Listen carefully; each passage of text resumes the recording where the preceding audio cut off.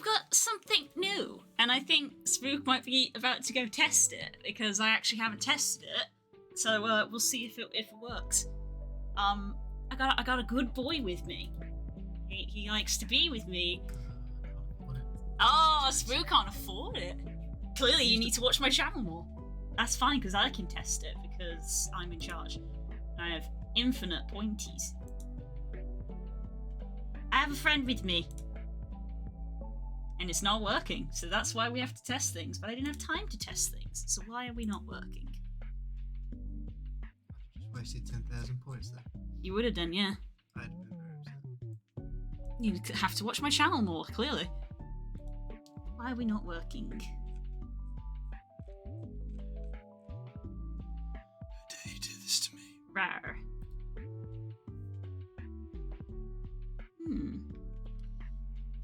I don't know is the answer.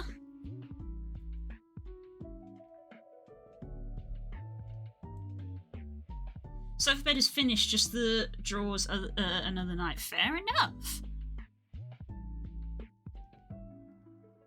I don't know why this isn't working.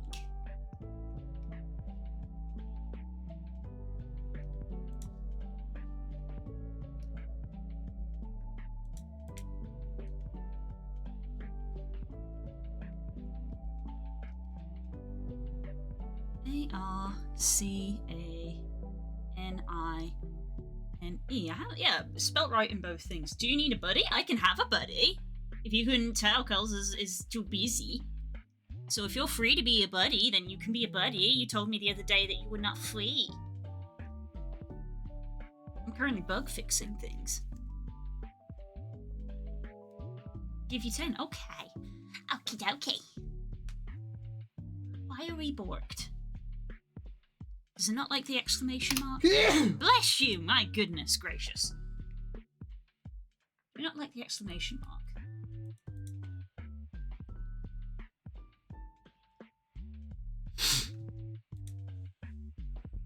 Manage rewards.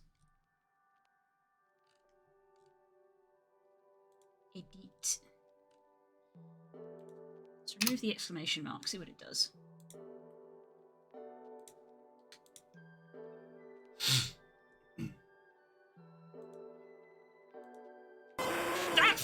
It works, I didn't like the exclamation mark.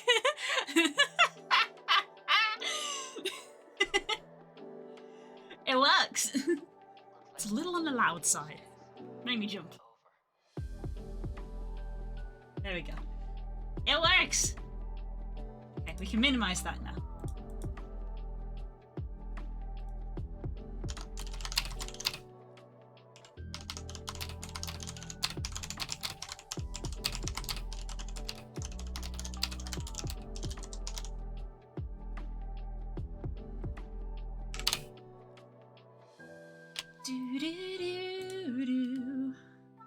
Highly professional streamer needs to do all her promoting because she didn't do it before she started because she was running late.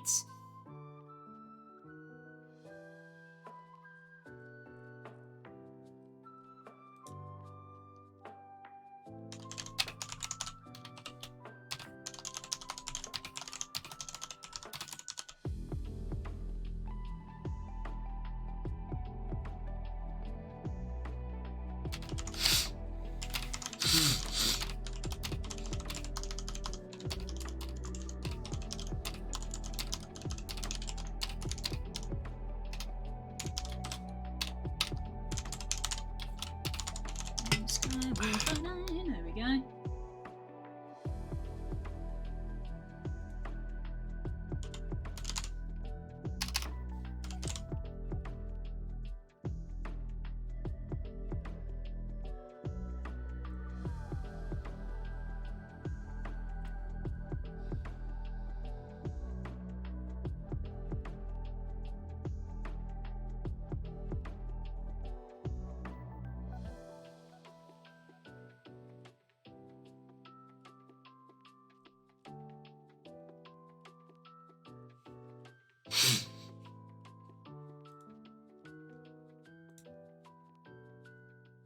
There we go.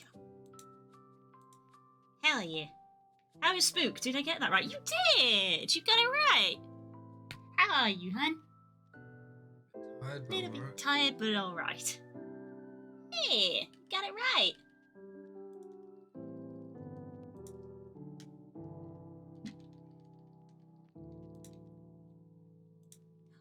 Friend incoming.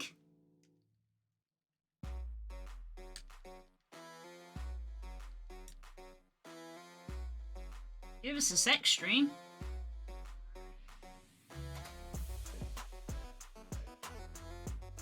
How do I sound? A little on the quiet side, but I can change that my end.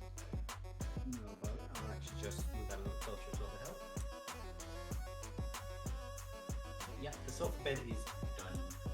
You definitely. Maybe you do need to make yourself louder. Yeah. Let's see. Can I turn up? Mine is on this side, isn't it? That should be a bit louder anyway. And I'll just twist this thing out so that my mug is facing it a little bit more. So I should be much louder. No, Let me I wouldn't just- say. I wouldn't say much louder. Yeah, it's using the Yeti. It is 100% using the Yeti. So what I'm also going to do is I'm going to turn off. You got that little extra program running. You should hear me now as well because I'm going on push to talk so that there isn't no like dipping out at the start or end. That, and I can speak up a little bit more because I was, slightly quieter. So yeah, here I am. I should sound somewhat better. Excluding the fact that my hair looks ridiculous, I should be ready to go. Aw, you're grand. You're grand.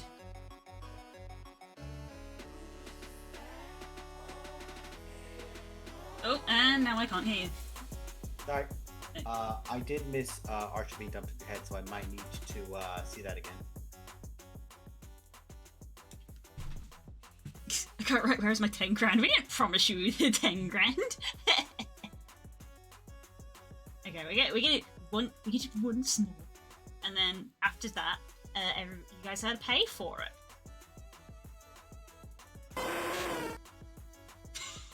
It's very fast. My stream is froze. That's why I can't see it. Boo! We'll have another one later. I might Yeah. change. It's very fast. I might have to lower the speed. Well, I mean, Arcanine is a high-speed Pokemon. This is true. So that technically it counts. Let's see, I'll mute that. Because I have a final update, a 1.62 gig update for Darktide immediately happened, and it's already halfway through in the last 10 minutes, so I'm just going to let that run off and finish itself off. I'm not sure what to do if I'm to be creative tonight. I had a few thoughts, so I might try to progress them. Yeah. Go on from there. How has the fluff been? Alright, been busy with lots of things, as everybody well knows. It's a busy time for me and Spook right now. Of There's a lot going on. Basically my little schedule that I have on the board here. There's obviously a bunch of behind the scenes stuff, which you guys don't see. That happens in between my stream schedules, and basically the stuff that I am generally scheduled to do on a Tuesday kind of didn't get done because we had more stuff to go do. Mm-hmm. We were out doing that. That's just how it is at the moment. Okay, I need to go warm up my wrist. I am going to do a quick type up. So I know Spook mentioned it, that for all of our Warhammer stuff on the server, anything we have in the chat, that's a rule I'm just going to take and just put down here as a cheat sheet. So that we have them for the future. They're not going to be in a consistent position or anything else, but they'll just be present. Yeah, like how Curls has a little D&D cheat sheet that she uses. It's essentially just going to be a mild cheat sheet that will adapt over time and build up. Let's see now. I've basically made like 3 different variants of the same army in 40k to play with, because I had fun with the first one. I've not won a fight yet, as a frog briefly appears behind me. I'll actually move the camera over. There we go. Ribbit! There goes the frog behind me. As you can tell, for anyone who doesn't know, I'm currently in Wales with the beloved. Yay! So, yeah, in happy space. Fuck! I'm just gonna embrace the mad hair today. I'm not gonna try and put it down. I'm gonna just make it go up. Yeah! Embrace the Um, floof! Basically, I've had a pompadour all day, according to her. So. Yeah, you said I had a pompadour all day. Yeah. So with the armies, what I found is, and what the only person I played against on the server is Kay. He's told me that basically what I end up doing is my armies tend to be very reliant on assault units. But the problem with that is that if there's ever a unit that has first strike, essentially means no matter what happens in combat, they get to attack before you. Now with two units that have that, it's either, I believe it's either a roll off, which I think was, again, my issue was I had a few ideas about AOS and fantasy. So in fantasy, I believe it was whoever had the higher agility or whoever rolled off got to attack first. But that could have also just been a rule set from my own Games Workshop that I frequented when I did. I mean, probably because apparently I didn't realize that Warhammer was on frickin' edition 9. Like, what the actual heck? So yeah, they probably have changed a lot of rules. Lord knows that, I've played with people, I've played 5e with people who get 5e rules mixed up with 4th ed rules. If there's 9 editions of the game, then yeah, people are gonna get the rules mixed up. Like, I was watching partially earlier, a 40k one between essentially the ultimate bad Space Marine, shall we call them, and just like the general military of the good guys. Right. And they had a bunch more rules now added in different ways they can do things. So like, it's point based, like capture certain objectives, hold them for longer. Like every turn you get them, you hold 5 points, so on, so on. They keep it lower if it's on a 500 point thing. It's like 1 point on a command thing, whereas at like 1,500, and that's how much you spend of the allotted value for each of the armies you're playing. So right now I've got one, which is I think 499, and I've got one that's 500 for my values for the armies. So you pull out these cards from a deck, and you can re-roll these using like a command point system as well. So you can go, I don't like those, mulligan them, pull 3 more, or 1 or 2 more to replace. And it can be like, you keep them for as long as you want, or you want to replace them. So it can be deal 30 wounds worth of damage to the enemy. So you'll want to do a lot of successful attacks the enemy doesn't save against. And you do that, or 30 more than your opponent does by the end of the combat, you'll have like earned a massive victory point. And that gives you a huge amount of points at the end of the game that get allocated. And it's like, well, actually you won. You didn't win on the objectives. He was 10 over you, but you did all these side objectives, so they boosted you up. I'm already so lost. Yeah, there's so many additional rules. It's actual madness. This is kind of why I'm not joining you guys in playing Warhammer. I'm just like, oh, I'm good. I'm good. I'm good. I do not blame you in any way, shape, or form. It is just a depth, but it is a fun depth to be playing. Because of course, for me, it's the combination of the D&D and the RTS. It's the D&D and the RTS for me, where I have the potential of like, well, here's all this that you can't play in a D&D game because each one is its own individual thing. Instead, here is 2 armies, throw them at each other. I love RTSs and I love that. So it's weird having played Lord of the Rings RTS games and Warcraft 3 and StarCraft and everything else, and Total War as well, like the Warhammer editions of that got me into Warhammer. Yeah. So then that all together with my love of board games and tabletop and D&D mashed together, and suddenly there's this middle ground of, oh, I like this. Oh yeah. I mean, that's why like we've always, I don't think anybody ever questioned that Spook would enjoy Warhammer because the tactical side and the army side of things, like, this is why he immediately backed Kingdoms and Warfare for 5e from Matt Colville, because it was just like, oh my god, that's so cool, you can manage an entire army and things like that, and it's like, it's just Warhammer. And obviously Spook's a big numbers guy, so it was never a question that he would like Warhammer, it was just the massive barrier to entry, which is the paywall. I just saw behind the camera, just like the frog crouched behind my chair to get her other chair on. But yeah, that's also the thing about this. No, we're definitely all buying our minis. We're not doing anything else, Games Workshop. No, we're buying all our minis. We're painting them, we're playing them. I promise. But the system we're using. Everybody knows I've got thousands of hundreds of minis. This is common knowledge. Yeah, I don't know what you're fucking talking about. Yeah, it's legitimately common knowledge, honest. But the ability to be able to play them, try them out, and like say, well, okay, this will represent my captain if I don't have a captain model, for example. Needless to say, Blue, the one I've fallen in love with, because I'd always liked them anyway, because I watch a great YouTube channel where essentially it's like this ode to upper critical class accent, like really heavily put on, Yeah. but in a very enjoyable way, and he narrates Warhammer content. Uh-huh. So like he writes his own stories for like the first section. Yeah, yeah. Then he talks about what it's like as a player to have them, like slightly of like So which one is it? Baltimore. No, which army is it? Oh, salamanders. They're essentially a space marine unit. Oh, one of the like Space Wolves. Yes, Space Wolves is a chapter of Space Marines. Yes, and these guys are essentially they're from a fire planet, so it's very very difficult to live on. But what they have is they have a. This is again, it's just the one I like. They're essentially like the penultimate good guys of the Astartes, the Space Marines, because whereas like everyone else, like, oh well, if people die, they die, but we have to try and beat the enemy. Salamanders, like a Space Marine, if you're looking at like a value system, which you can't put on a life, but in this narrative, will be worth thousands of Imperial Guard. A Salamander is willing to give his life to save one. That's where they are on that spectrum.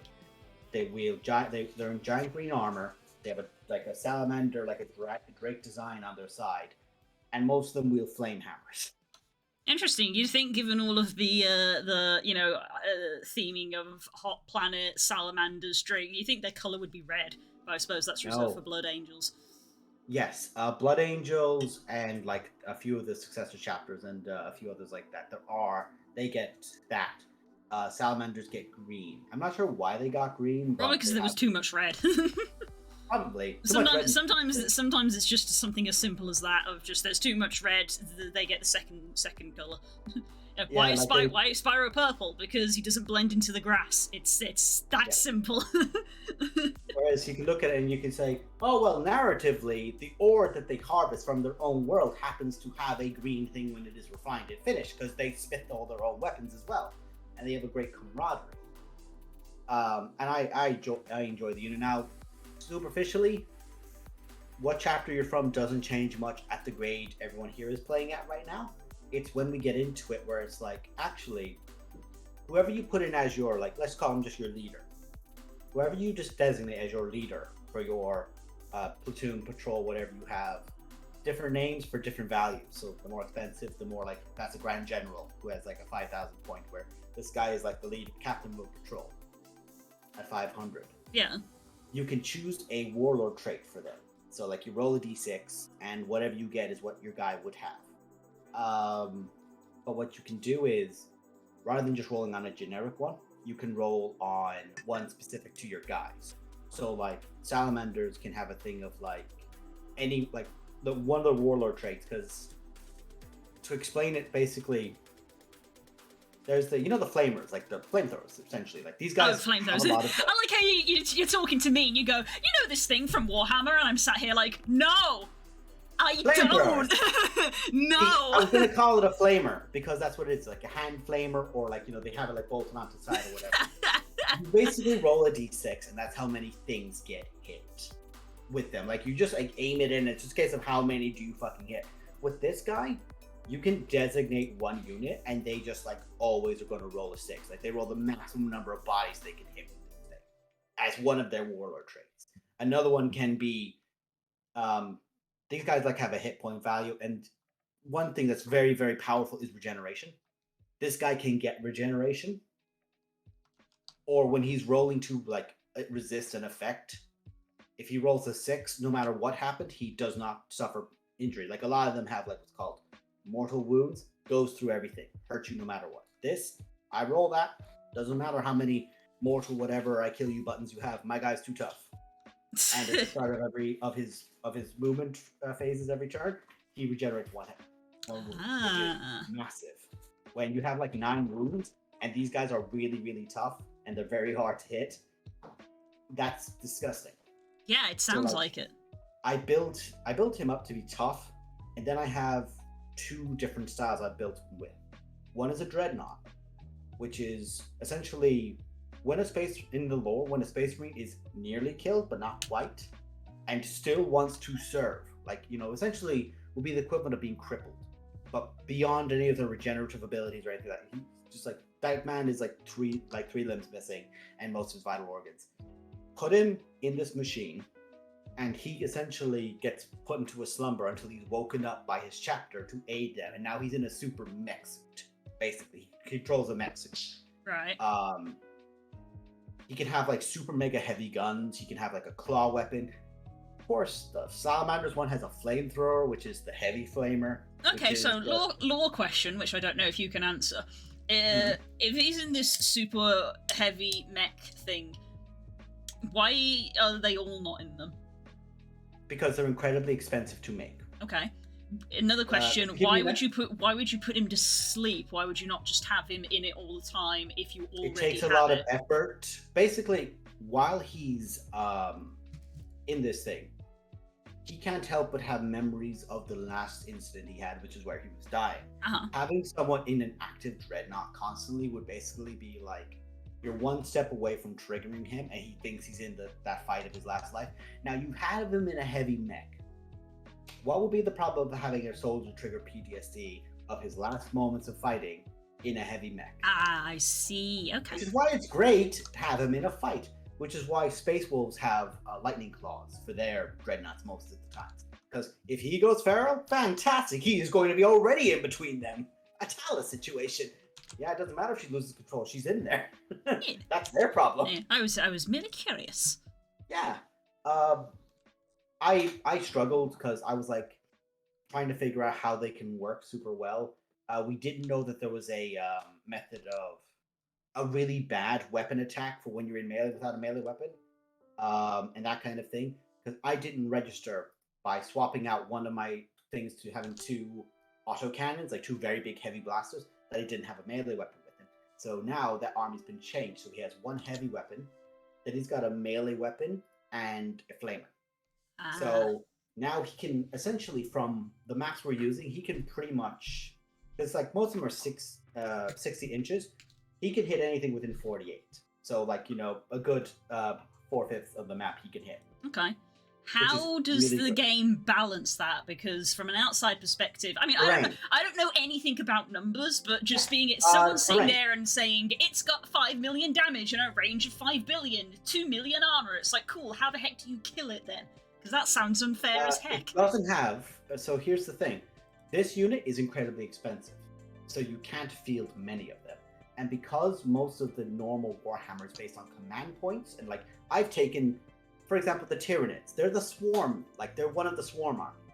Interestingly enough, the Imperial army, like the actual like basic standard humans, are also considered a swarm army, but they're a swarm shooting army. I mean, hell, have you seen humans? Yeah, little rat cockroach bastards. Anyway, the point is that, like, say, I could have a massive army of like 6 or 7 units of Tyranids, and you could have 3 dreadnoughts, and there's 5 control points on the map. Dreadnoughts are slow, I'm fast, I just have to get on that point. Now I'm holding all those points before you can get there. Yes, you can blow up a lot of my Tyranids, but you have to have line of sight of them.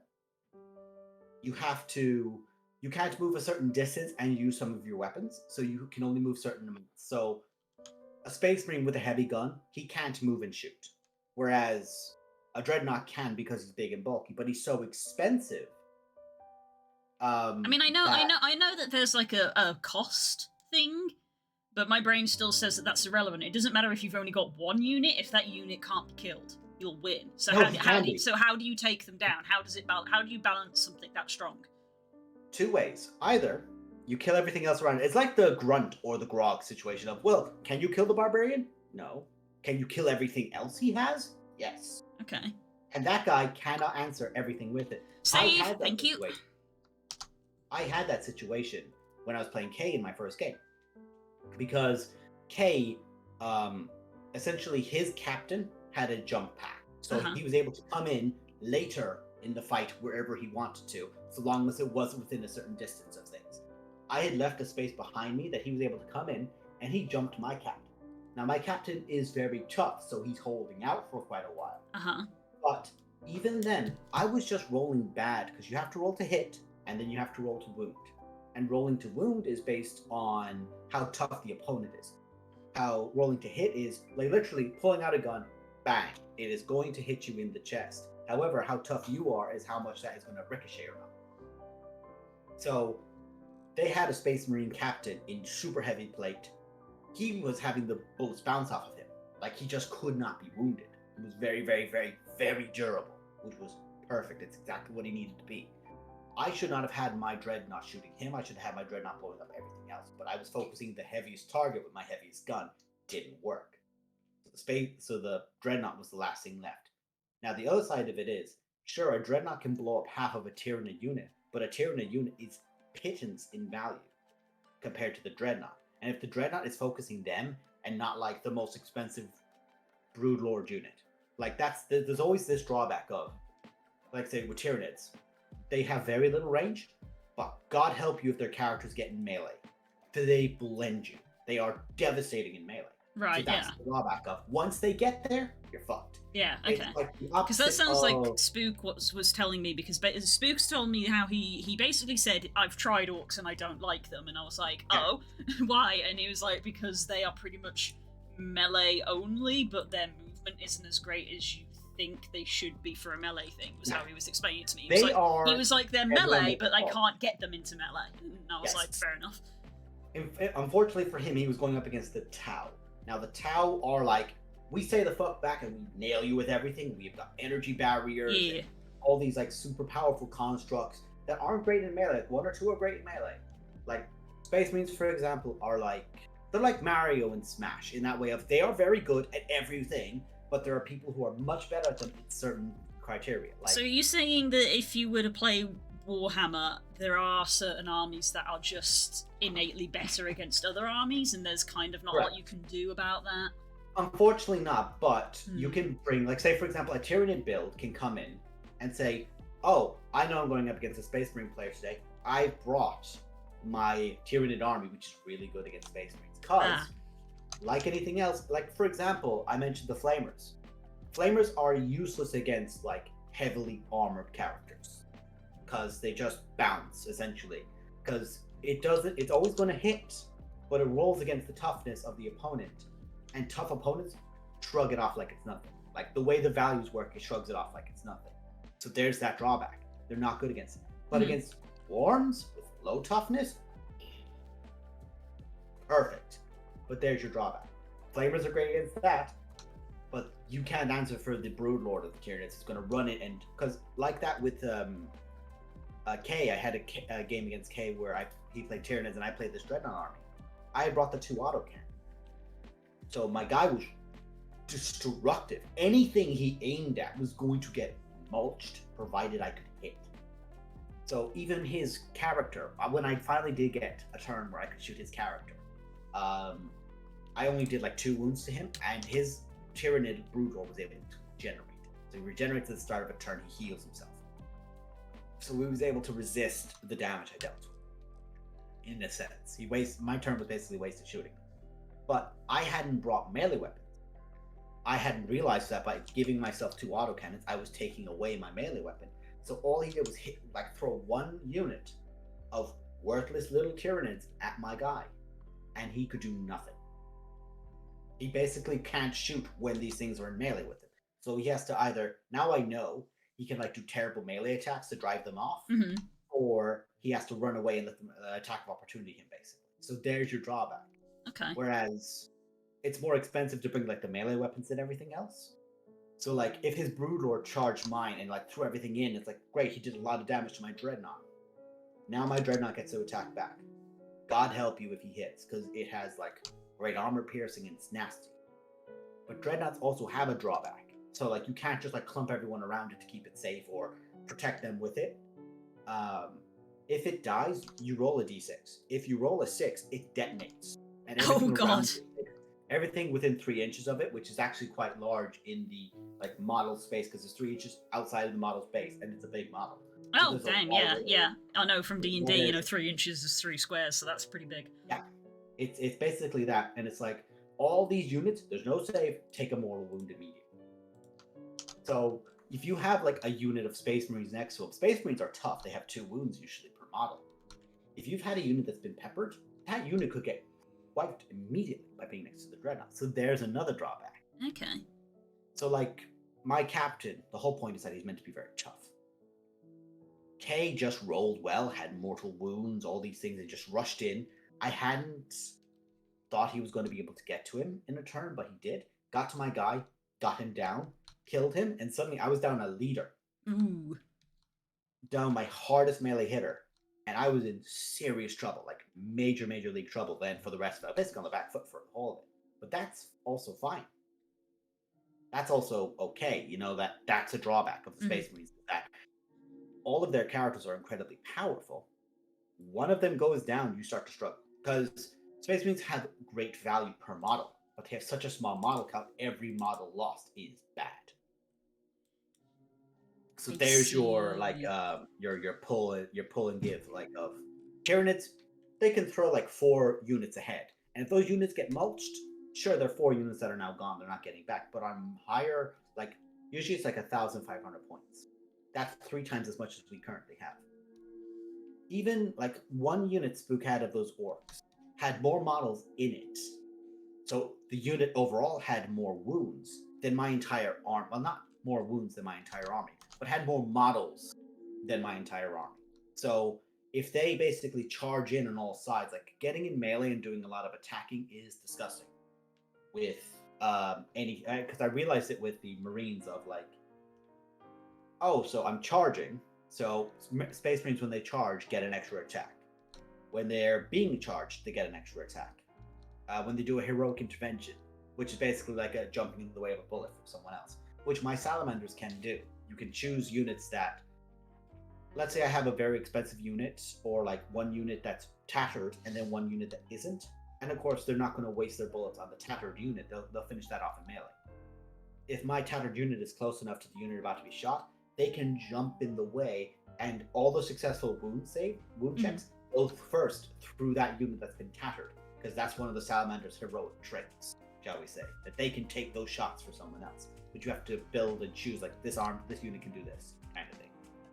So at the lower level, we're just doing the baby practice stuff, but I'm seeing so many stuff to the layers of like, well, there's so much fun. Armored, so, I want to try that.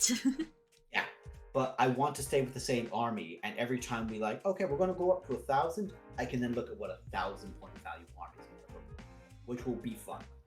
The same with, we're up to 1,500. Here's the normal size map will be going on, and here's 3 times the amount of unit, because again, like a Dreadnought could probably take out more than, like, because a Dreadnought is like 160 points out of a 500 point army. That's a lot. That's basically like 2 units of other guys.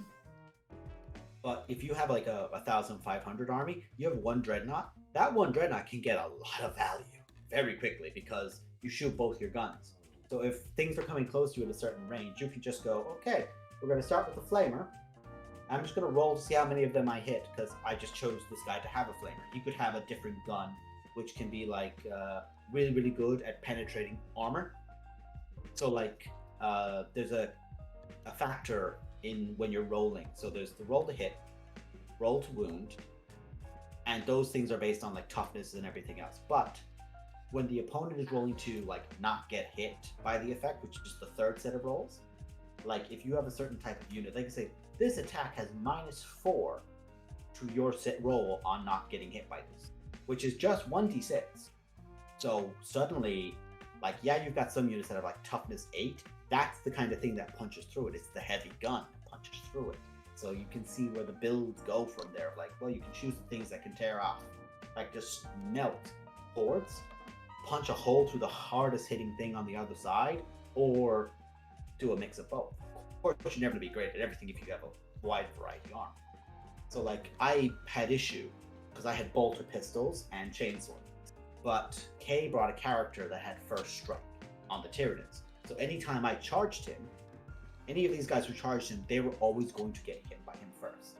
Because charging units, like, they get bonus attacks and everything else, but the drawback of it is that when it comes, it basically means that, okay, the charge has happened, now this is going to happen where they get to attack. And then the fight phase will begin, and that's where everyone who's been charged can react. First strike means you get to react before they get to roll. So if they have 20 attacks in a unit of 5, but that's because there's 5 models in that unit. He kills 3 of those models, suddenly you have 2 models left. You have 8 attacks, 6 attacks, whatever. That's just crushed his attacking power against you. So no matter what I did, anything I did against him was costly. So I Drive-by bullying? Heck! Rude, didn't even try out the new thing. Wow. Why do I even give you guys new toys? Honestly. It's almost like it's 10k and none of us can spend it because I spent 10k last week to dunk a box in your head. I know Curls can afford it. Those people don't want me. Oh, I'm sorry. You were the one bragging that you had like 60k points the other week. Probably use them all.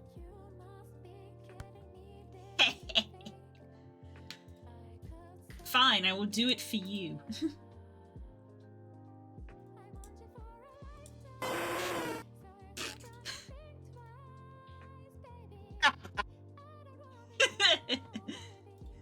I've finally seen it now. It does just go. Wing. Yeah, it's a little bit too fast. The sound effect really adds. Yes, I added in the sound effect from the game. Anyway, bye, friend. Please look after yourself. So yeah, you can see where we are. Girls, it's do RPK, do crime. And she's gone. Bang, and the dirt is gone. So yeah, there's a lot of obvious fun to have with it. I want to play more of it. Like, literally, it's hilarious. Like, I know many people are, I think it's Nimona is her name, isn't it? From Scarlet and Violet. Am I right in that? I think, yeah, something like that. It's like the Goku thing of, oh boy, I sure can't wait to fight you next. It's like me going, sure can't wait to fight you when you figure out this army. I don't mind being the punching bag who gets beaten by everyone, but I want to play. It's fun to roll dice. Never bring me to a casino. Keep me away from casinos. Oh yeah, I need to go on Twitter and retweet your stuff. Thank you.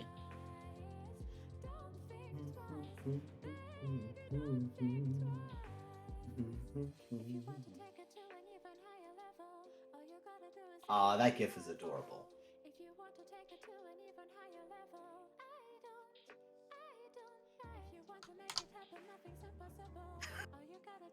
Sorry, I just sucked that Carlos had retweeted a thing called, it's like the Pepsi Coke thing where you spray them both into the same cup, and it's shy, nasty little bitch. It's like, well, you said it, Carlos. I ain't gonna disagree with you. You said it. Love you, buddy. Yeah, that's basically where I've been just like sat and like getting excited and obsessed with that. You just been sat there going, Warhammer go brrr. Chainsword go. Because of course I'm fucking obsessed with the chainsword. It's to no one's surprise that chainswords are like a cool thing, and it's hilarious because my head keeps pulling back to a hilarious thing. I don't remember who he was, but he came on the Discord server and was talking, and he was talking about the Spartans from Halo, and saying that a Spartan can take on a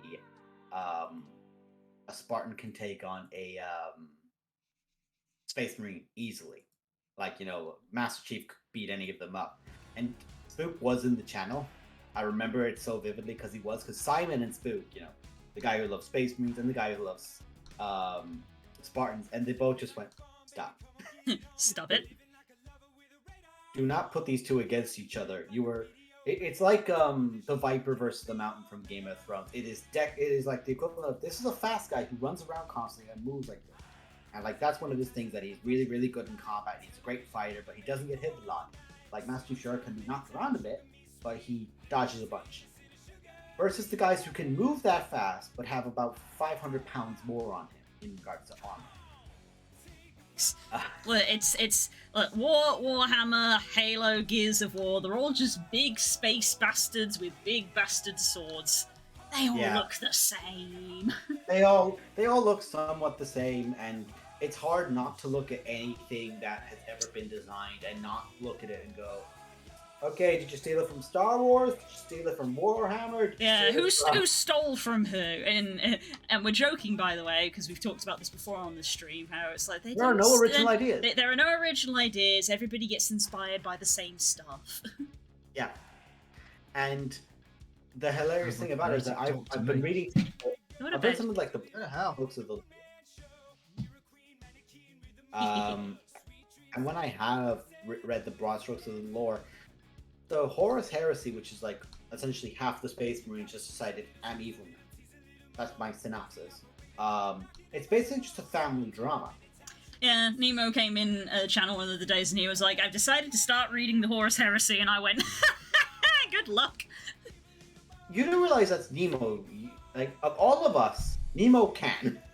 I mean, he'll do it, but I mean, that's 60 fucking novels. No, thank you. Yeah. Absolutely. Now, they did get one of the more prevalent authors to do like some of the background stuff and make sure that Dark Tide was authentic in regards to some of that content. I'm just going to move my head up here because I'm playing a game on this screen, so just at eye level. I just prefer it.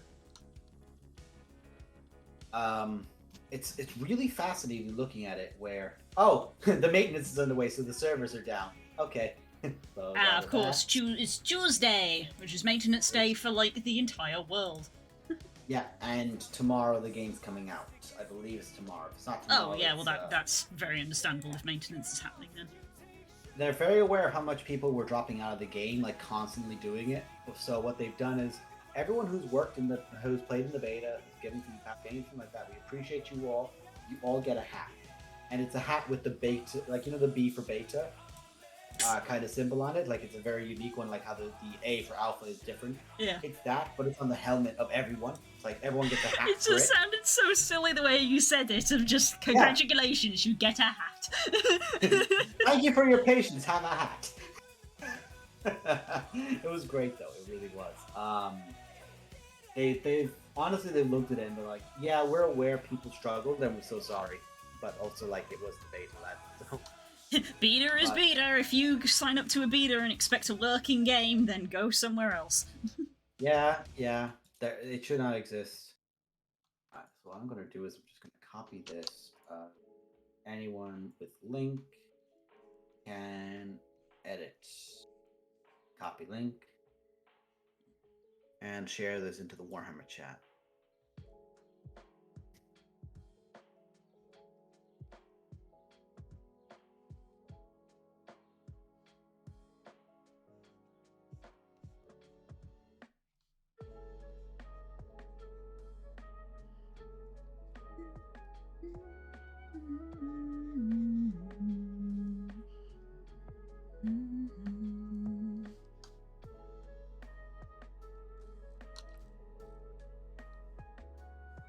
I really wanted to just like put down the name for the line of sight effect of. Is this a shot? Is this a shot? Is this a shot? Can I hit him? Oh, the other meme thing as well, Blue, is that we looked at it and like line of sight is like, well, yeah, you need to be able to see a portion of the unit to be able to shoot them, but so long as you can see so much as like a bit of it with one model of a unit, you can shoot that unit. So it's hilarious. Again, like you put the Dreadnought out in front, it's like, yeah, everything that's behind the Dreadnought is not getting hit, but that Dreadnought's about to be lit the fuck up. Yeah, you're about to get peppered. Which is another one as well. The Dreadnought, of course, being an incredibly valuable unit, often gets nuked, but the Dreadnought can use a like a command point thing to just go, He's instead just going to take 1 damage less from everything you hit to a minimum of 1. So like he can't ignore it, but he can take like like you throw 2 at him, he's going to take 1. You throw 3 at him, he's going to take 2. So it's to get him that little bit tougher. And you may say that sounds like, well, again, that's making him even tougher to break it even more broken. I have seen Broodlords run through them, which is the characters and the commanders for Tyranids. I have seen those guys in melee run through a Dreadnought. They're why they have that armor value. Because that thing would just go, Brr. Yeah. It's like if someone were to say like, oh, Thane and Tella, who would win? It's like, she just needs to get through my armor and I'm fucked. You realize that, right? There are squishy bits in here, and she will take them out. She knows how much my kidneys sell on the black market, and I don't drink. They're good kidneys. Fuck.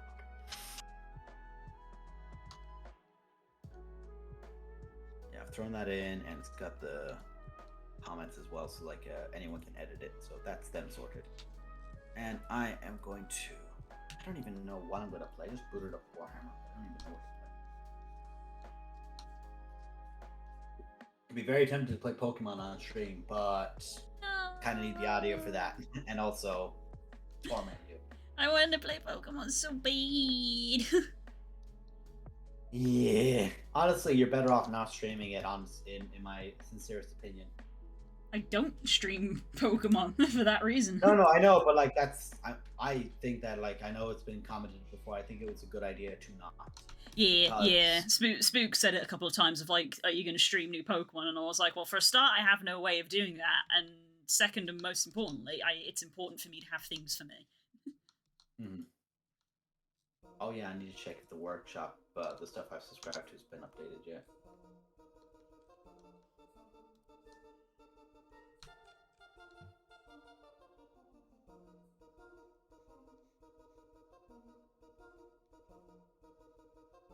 Oh, for fuck's sake. It's like, oh, do you want to check the mods you have? How about you look at all the new mods?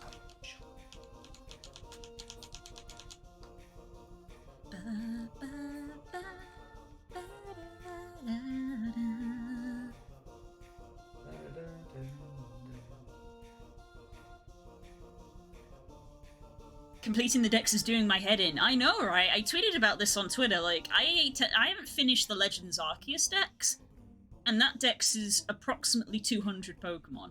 Scarlet and Violet's dex is 400, and I'm looking at it going, ah. And it's really annoying because I'm looking at it and I'm like, I've already got probably about 300 of these because I have a complete living deck, so it's all the Scarlet and Violet stuff that I need. But it's like, home integration isn't for months yet. And I'm looking at it like, I want that shiny charm, though. Well, you know what you gotta do. It's what happens first. Either I complete it myself or home integration happens. Because the moment home integrations happens, if I haven't finished it, it's being done with home. I'm currently at about 180 in my Pokedex. So I'm not even halfway. Yeah. At least you can look at it and say, just after the overhaul. At least you can say with it when you look at it like, well, if I don't complete it, I don't feel bad because you have all that coming. Yeah, that's the thing. I don't feel bad because I've already put in the legwork to catch every Pokemon. I've done it. You've already done your job, said you. I did by wasting 14 years of it. In Galia. In Gala. It's me. Screw Gala, I already had a completed Pokedex before Sword and Shield came out. Sorry. I could play Cyberpunk, I guess. Also, the new beds there, bless her heart, Stacey had a moment of looking at it where essentially it has the drawers come out, but also like the entire like unit can come out, and then you take one of the mattresses, you put it down in it, and the two mattresses stay up on it normally as the underside of the couch. She looked at it and said, "Where does the other one go whenever you're there?" And I'm like, "Oop, put it on top." Layers. I'm trying to decide what the fuck to play, gamer.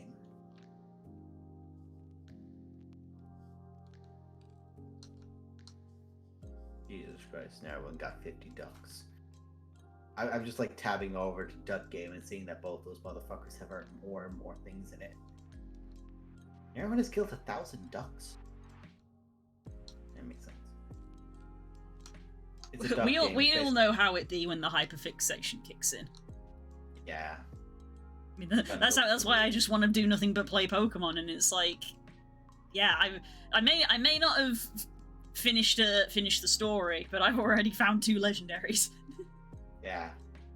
That blows my mind. Are they like a regional variant of other Pokemon, or are they actually... No, they're legendaries, as in new Scarlet Violet legendaries. Nice, because I have seen someone post an image of a Pokemon from a previous gen that's like a variant, and looked at it and went, that looks like he's from the Ice Zone. So it would make sense if he was the one that she was talking about.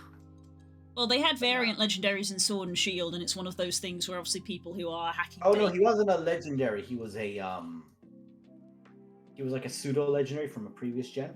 Pseudo legend.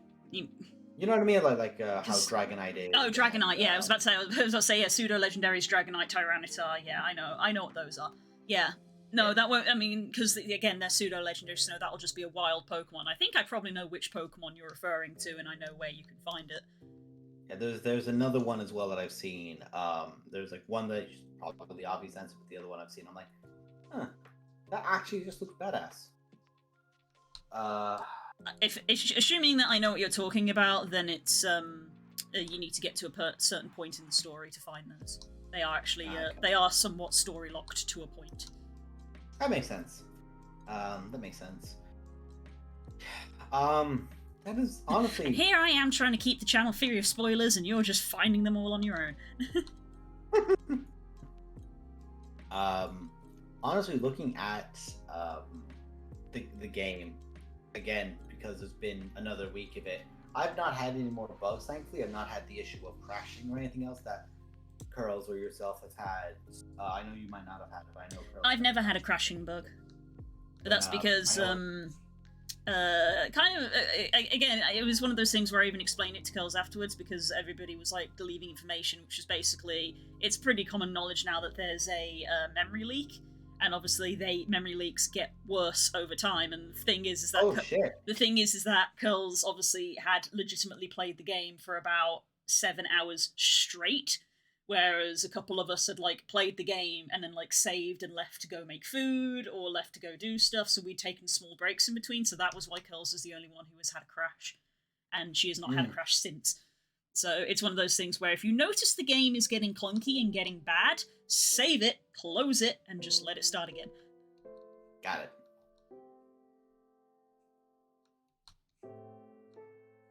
So yeah, I've done that a couple of times where I've gone to a place and I'm like, I feel like I'm starting to lose my frames. I'm just going to do save and restart real quick. I'm just scrolling through Tumblr while I'm waiting for something to load, and there's the scene from Arcane of Vi necking a drink and throwing it at Civica's head, the girl with the mechanical arm she fights. And it's like, fuck, Tala, what are you doing in Arcane? Fucking wild, man. In the best way.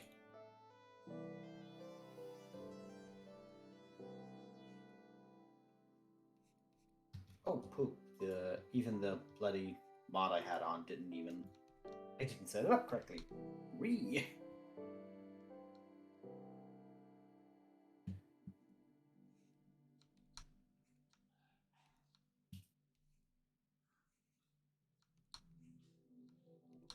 So yeah, now that I have 2 legendaries, my brain is like, well, you gotta get the rest of them because you can. So you gotta. And I'm like, but I should also really finish that story. Yeah, it would be hilarious where they're like, let's see what you've got, kid. Take me on with your best. And here you are, like, 6 legendaries. I mean, I put one of the 2 in my team because I genuinely really like it. Nice. The other one I didn't. It's cool, but I was like, I can go without it in my team. I like my team more.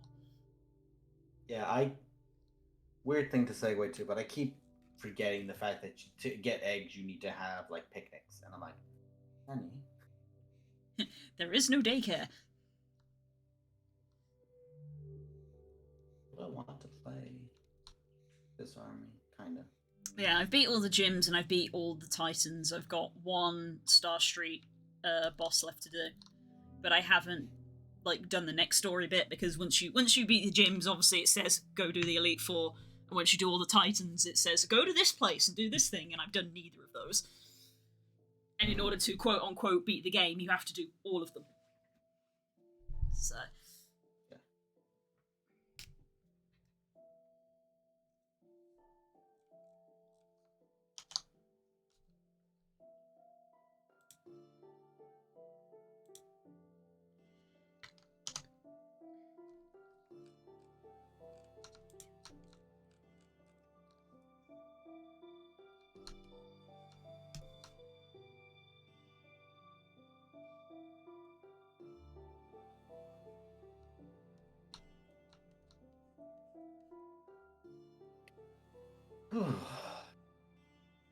I'm just deflating because I've just been flat out with work today, and then I went straight to that. Beloved Frog actually cooked my dinner for me.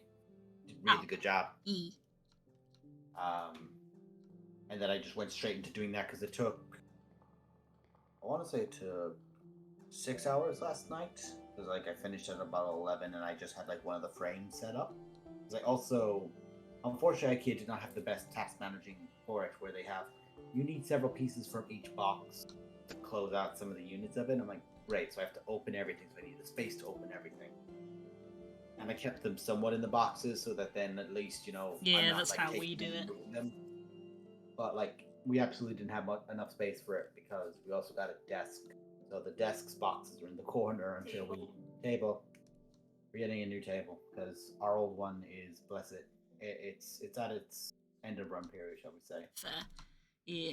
We might have to get a new table at some point just because unfortunately I love the table that we have, but we're in order to get the upgrade of a house, a garden, a driveway, and an extra room, we're losing living room space, so we're probably not going to have space for the big table anymore, which sucks because obviously when it comes to game night, it's like we don't have a big game table anymore, so game night probably isn't going to be at ours. It's probably going to be at Stanley's, but we live close to Stanley's, so it's more viable. Yeah, my sister was trying to say like, oh yeah, I only live like an hour and a half, 2 hours away from you. I'm like, oh well, see, you idiots. Love you. Okay. No, you can't come over. I'm working. Oh no, we're going over to Stacy's parents. We already have plans. Oh no. I already been like asked what are we doing for New Year's, and me and Stacey come to the agreement of going to go over to her folks for it. But if her folks aren't, like, if her mother isn't well or whatever whatever situation, we might like just like text the chat and go, hey, it's 3 days before New Year's. We're not going to be able to go to Stacey's. And we come up. Could happen. Unfortunately, I think Spook in work. I think Spook is in work. It's a one or t'other at his workplace, so he isn't in Boxing Day, which means he is in New Year. It's a trade-off, yeah. Yeah, it's a trade-off. You get one or the other. So we certainly wouldn't be doing anything New Year's Eve, welcoming the New Year in, but we could have a daytime thing, potentially. But yeah, like anyone got a free floor and an air mattress. Both of us sorted. But again, not even going to consider it right now. Nah. Yeah. It's one of those things where it would be nice in theory, but because it's such a busy time for anyone, it probably won't happen if we're being realistic, which is a shame because it is always nice to do stuff.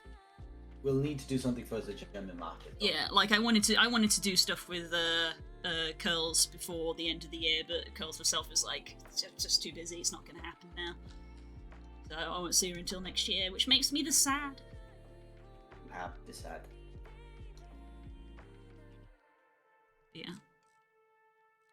Market doesn't run after Christmas as well, bear that in mind. Yeah. It finishes Christmas Eve. We'll probably try to come up sometime next month, relatively early, and just be like, hey, it's a friend day. The earlier the better. Because obviously it's central Birmingham. The longer you leave it, closer to Christmas, more people go out there to do last-minute Christmas shopping. Yeah. Though to be fair, now that given that it will be December, it will probably be busy regardless. That he'll never go there, and there won't be a crowd at this point. Yeah, true.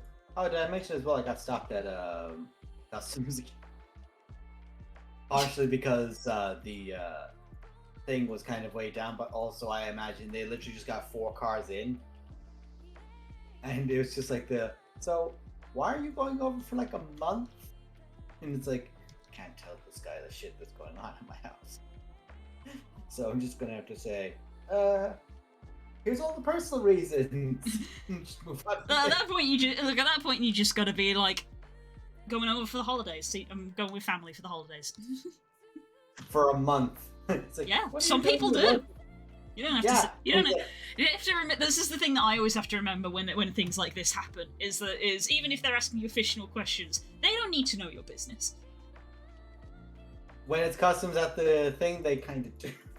And what I'm saying is when I'm saying, like I say, if they're saying why are you going over, they don't need your life story. They just need I'm going over to see family. Yeah, no, I gave that's them all what they needed and nothing else. And just going, these are why. Moving on. It's just every time I was like, well, what about this? And it's like, okay, well, what about this? And I'm like, okay, that's fair. And they were like the entire time, you have anything sharp in there? Like, because if they need to search it. One of them things. No. No. And then I paused and went, wait, I'm a Sparky. Tool bag. Yeah, tool bag definitely is going to have sharp things in it. The pointy's lying there.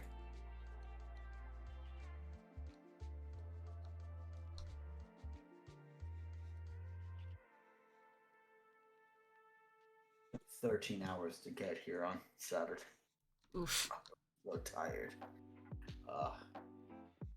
There were so few people on that morning thing. It was terrific. I was left alone. It was wonderful.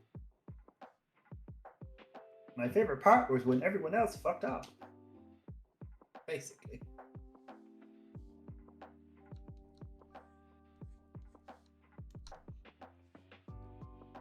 One thing that is, it's the eventual, like everyone gets excited for it and is just waiting for it to happen, is just when we get to begin going back into like the different types of D&D, because I know Oakheart will somewhat start up again, like maybe February, depending on when Curls feels like it, or like late January, whatever happens, I don't know. Yeah. But like then March for Oakheart and Pop, and sometime between that Oracle of War will start up again, and then it's just like all the weekends are just gonna go wee.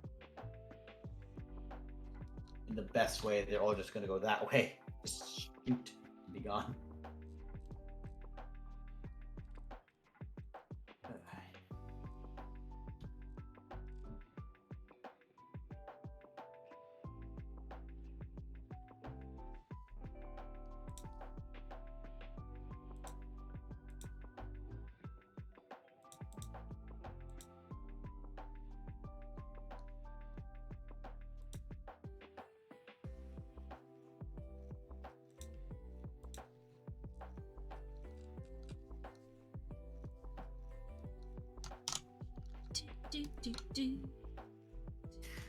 So, have you found any more new Pokemon that belong to certain? And I don't mind about spoilers here. I don't think anyone would, but like, found any new Pokemon for like any of your OCs to be like, yes, this one is one of these OCs' Pokemon. In the same way, I found Tinkaton and went, that's a Thane Pokemon. Fairy Steel, that reads. Mostly just because she walks around with a giant fucking hammer. Thane doesn't use a hammer. Thane loves using a hammer, but Thane It's a spiritual hammer. It's a No, metaphorical. like It's a metaphorical hammer, if you will. Thane has a warhammer. He actively has a warhammer, but he has a +1 magic sword that does additional damage when dead. It's like, if that hammer was made magical, Deathless is going in the sheath. That's why it's like Deathless it's a metaphorical hammer. Deathless is like, no, don't put me back in a box. Don't put me back in a box. Don't put me back. I'm not going back in a box. Getting put on top of a mantle or a fireplace. Actually, that's... Hold on. That's like purgatory for a weapon. No. Deathless can see through the blade. I just realized something. What?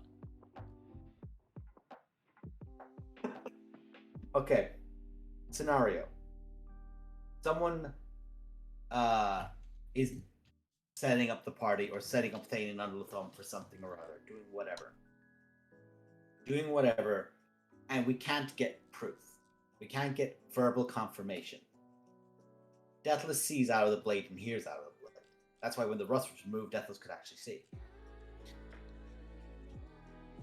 Zal goes in, puts the sword up on the mantle of the place, like illusions it to make it look like the sword that was previously there or whatever was previously there. Leaves.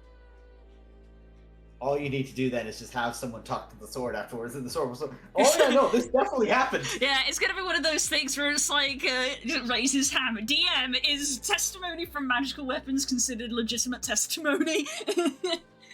It's like, here, clerics of Denvas, or whoever else happens to be here, Teneros or whomever else, hold this sword. It's a sentient entity. It can't lie in a zone of truth. Put it in. Ask it the question. I'm sorry, but that's just the first thought that came in my head. Yeah, Captain, it's Kazulu. And you know the worst part is, Deathless would probably be really okay with it, because it's like, hey, shit, I don't have to be in a fight. This is terrific. I get to stand around and watch. Yay! Because I love that little characteristic. Take a sip and a save, thank you. Oh, nice. That makes it. That Carlos just said, "Oh yeah, Deathless is a coward." Which I still need to when she's free, talk to her about or talking character about her with Deathless of you know how Deathless is a coward? Yeah. Thane makes everything around him immune to being frightened. Where does the logistics of this work? I was gonna say, being immune to frightening doesn't stop you being a coward. Being a coward is arguably part of your personality. I know, but it's like, what does this do to Deathless? Being around someone for so long who has a permanent aura of this. How does that affect Deathless? Because, is it a case of, are they a coward because they always get afraid and get frightened and terrified of things? Or what is it? But also, Curls always mentions that she has a rule she keeps forgetting with Deathless, so I'm convinced that if Deathless rolls to be afraid of something, I have disadvantage to fight or something like that. I'm convinced there's some sort of almost curse mechanic there, but because Thane is a paladin, which makes things immune to being frightened, he has a loophole. Some mad thing like that, I don't know.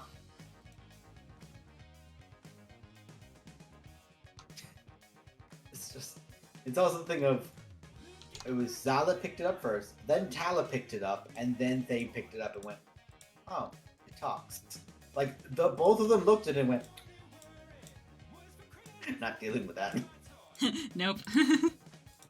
Thane was like, Longsword syndrome. Yeah. I'm sorry, I will happily... You find a magical sword. Ooh, it's a longsword. Oh. Woo! Again, no matter what can be said, oh yeah, Thane likes Warhammers, would love the opportunity to wield a Warhammer. The blade, the Onyx blade gets put in front of Thane. Warhammer's one Warhammer, give me that.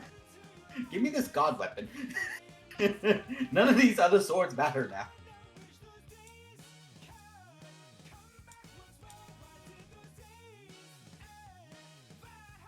I was talking with Stacy about it, about the comedy of errors that it kind of had of,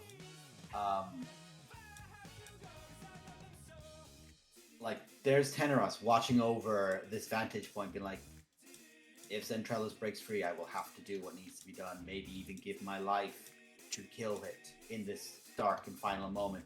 Maybe so be it. And then just hears from behind them, turns around, and there's Thane, and just goes, "What the fuck are you doing here?" I don't know!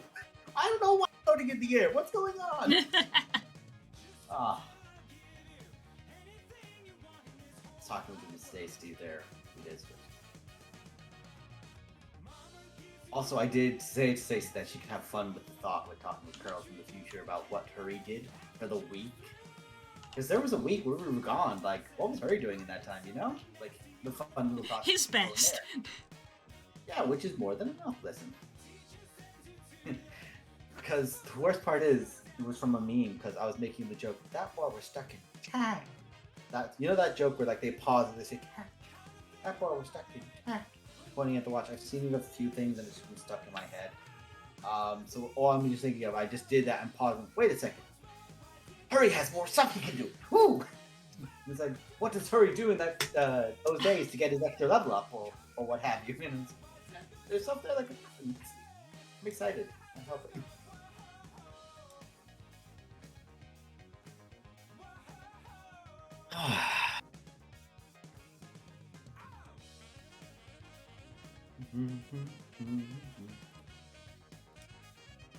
Apparently there is a new follower for there's a new minion in WoW, a new quest, and it's called Lily Straza. And it has a little like rubber ducky on top of his head. It's lovely. You're definitely going to see art of it pop up because I just saw the meme from I've only had him for a day and a half, but if something happens to him, I will kill everyone in this room and then myself, but with a demon hunter's head.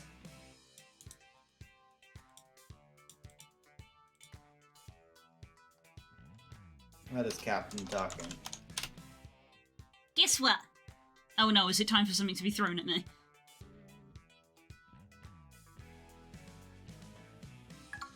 Ah! There it is. Dunk on the head.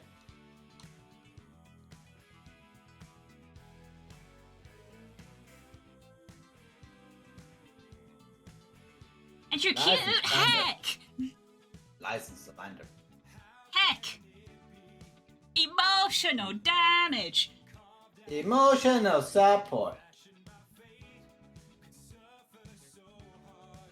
I have slippers on, I would slap one down, but that would not pick up well on the No, please don't. Just blow out everybody's eardrum ears. damage!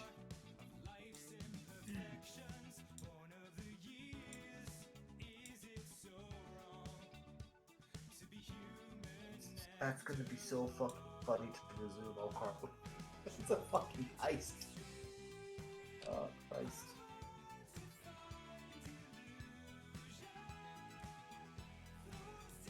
Anything with angel wings is cute, even a mysterious pile of living goo. No, that's incomprehensible. They're different things. But... They can still be cute and incomprehensible, just ask Nemo. True. So... Damn, have a point. Logic is flawless. I also absolutely gave myself 2 blisters. Oof. And that was right here and there. One on the finger, one on the thing, and I've already bit them. It's like, oh shit, that was only properly. It hadn't even formed yet, and the skin had already been broken. Like, yeah, shit. Ah, God. You gotta do what I do. Get yourself some gloves. That way you can't bite the skin. Honestly, I might consider it, but knowing me, also I have had the not so much intrusive thought, the anti-intrusive thought, the positive reinforcement thought, because my bed frame outside is pure white. I could paint it. I could do little art things on it. And Do it. I just got the frog deadpan into this and gotta sandpaper it first because it's got a cover on it. It's got a Oh, logo. yes, you would. Yeah. Spook was the same. It's this was new information for me. Spook doesn't like our TV stand, and he was like, "I want to get rid of it if we can and get a new one." And I was like, "What? Why? This is the first thing you've said anything about." And he was like, "I hate the fact that it shows all the dust." And then before I could even say anything, John was like, "Well, just paint it a different color." And Spook was like, "What?" I was like, "Yeah, we could have done that ages ago if you'd said that you didn't like it. You don't need to get rid of it. It's a really good cabinet." Yeah, I know you've got one of those like decent cabinets that you have for life. It's useful because we can put the TV on it, and it's got cabinets either side, which are perfect for putting consoles in. Anti-intrusive thoughts. You try to remember or imagine something, and your brain just stalls. No, that's memory loss. Got a point, Oh. though. An intrusive thought is a thought that has come into your brain without you wanting it to. So an anti-intrusive thought is a thought that hasn't even arrived yet. They're correct. No, this was a thought that I wanted to come into my head, whether I liked it or not. So it's like a positive. It's a positive intrusive thought. It's a delightful surprise guest. Yeah. I had the thought as well. Just because while I was working there, I was like focusing, so I was just like in that ND brain. So anytime Sis was asking something, I just went duh, duh, duh, duh. That was it. That was the only way I was replying to her. So now I'm convinced that that's what Pinter does. Whenever Pinter is like really, really Aw. focused on something and working, it's like, Pinter, you good? Duh. Rata can understand it because Pinter's basically speaking a form of Thieves' Cant. It's like, I thought you were about to say form of gnomish. I was like, yeah, that reads. hell, Gnomish, Thieves' Cant, It's a hybridization of the two. bastardization of the two potentially. Except Rafa doesn't know Gnomish because she. That's why it's Thieves' Cant. See you, Cap. Bye-bye! Thanks for canning.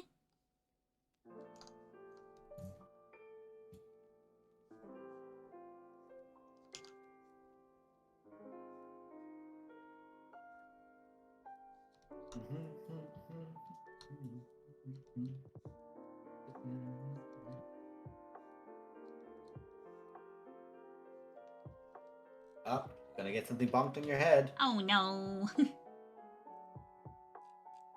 He just did the yeah, there it is. He just did the uncle from Jack Chan Chan Adventures. One One more more thing. Or is it Columbo? Or is it the same? No. Do not put those two in the same room. They say the same thing. They say one more thing. They say exactly the same thing. Yes, but Columbo does one more thing, as if he's forgetting it. Uncle does it to show you how better than you he is. One more thing.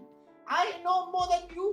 I still think the funniest joke in like the entire series is when he had that spray bottle and he went, "This may sting," and he squeezes it and it goes with a massive grout of flame. I don't know why I found that joke so funny as a kid. This might sting. Uncle, how do you spray for bugs? Like this. Stretch. Ah! Ooh, my fingers just. My If you watch. elbow cracked.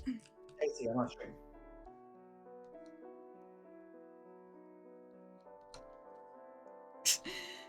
I was talking with Chaotix last night, and he was like, "Oh, he just getting me to finally watch some anime, and they've given me their Crunchyroll account, so I'm here for recommendations." And I like ran over to him at full speed and just went, "Full Metal Alchemist, Full Metal Alchemist."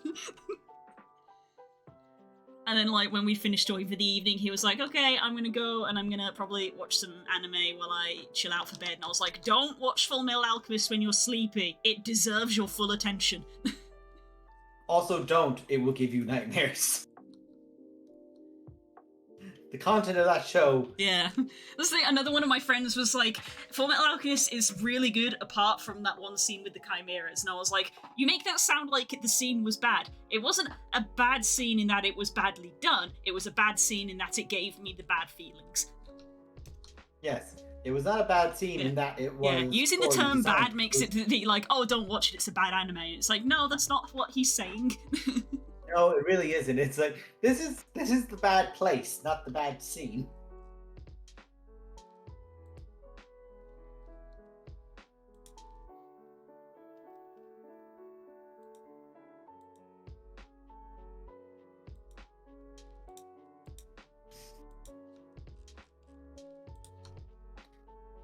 I really enjoyed like looking back through the old clips there when I was talking about it on the last stream. I was just like, ooh, I remember this one, and ooh, remember this one, and ooh, remember this one. So many of them are you guys going, oh fuck. I said it when you linked it, but I was like, I love how it's just a 1, 2, 3 of just like, yep, we all go one after the other. There goes you. There Do goes do do do do do do do do. One up.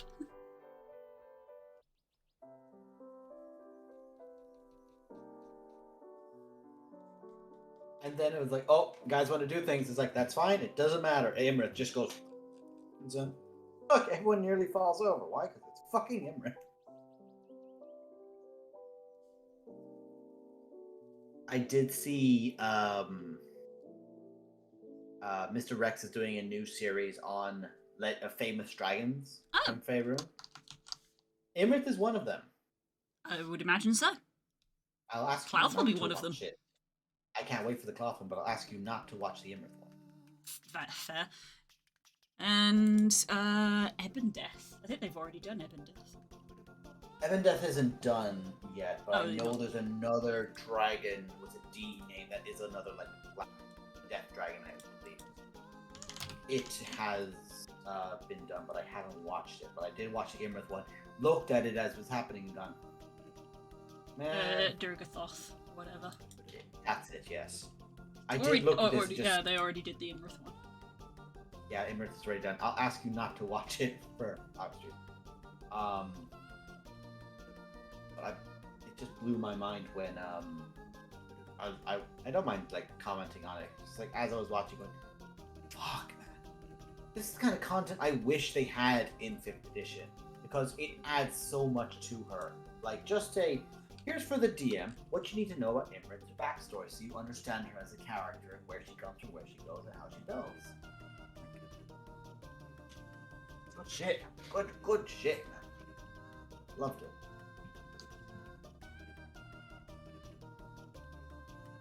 Let's see.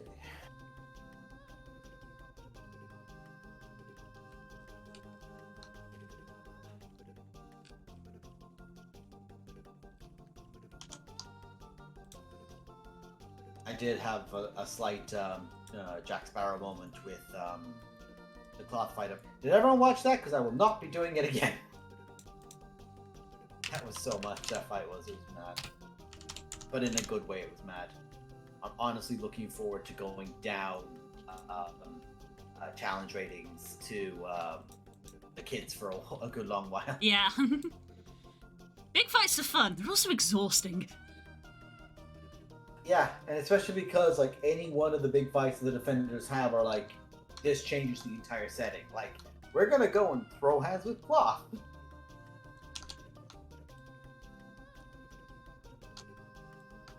I did like, the longer I look back and I'm like, yeah, it did make sense that they were able to get past them because of the Giant's Aid and everything else, because that's your reward for having done it. And then you have Hecaton and Galageron because of Storm King's Thunder. Here's your reward, here's your bonus, and everything else. I'm like, hope you guys enjoy it. Like, you're fine. Not gonna get much else after that, because let's be real, you just got those two heavy hitters. It's good though. Legitimately, I don't think of like many regrets I could have for that fucking game. Excellent.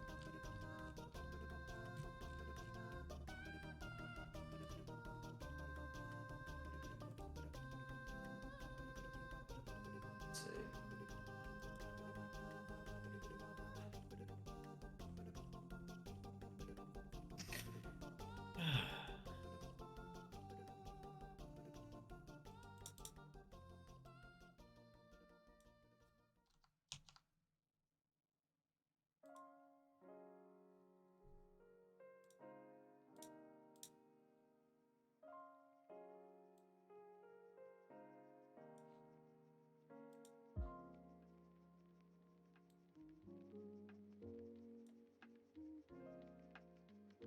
Oh, actually, let me just check the. Yeah, okay, Curls isn't here. So I've been playing more God of War. Ah. Anyone who plays God of War, I am going to be discussing some stuff from some of the earlier content, stuff that heavily focuses on Atreus. If you don't like it, probably gonna be like 20 minutes to be talking about this. I'm looking at the clock just to make sure I behave. But what they're doing with the narrative is very, very good. I'm enjoying it a lot because you might know that Loki from Norse myth tends to have made a bunch of kids, essentially, like a bunch of. Oh yes, I'm well aware of Loki in mythology. Quite often when we're watching it, because we're currently watching Jesse and Gerard's playthrough whenever we have dinner, so we get through like half an hour a day-ish. I frequently have to pause and like explain the spook, and it's like, oh, name drop, and I'm like, that was an important name if you know Norse mythology because blah blah blah, and then we resume. Yeah.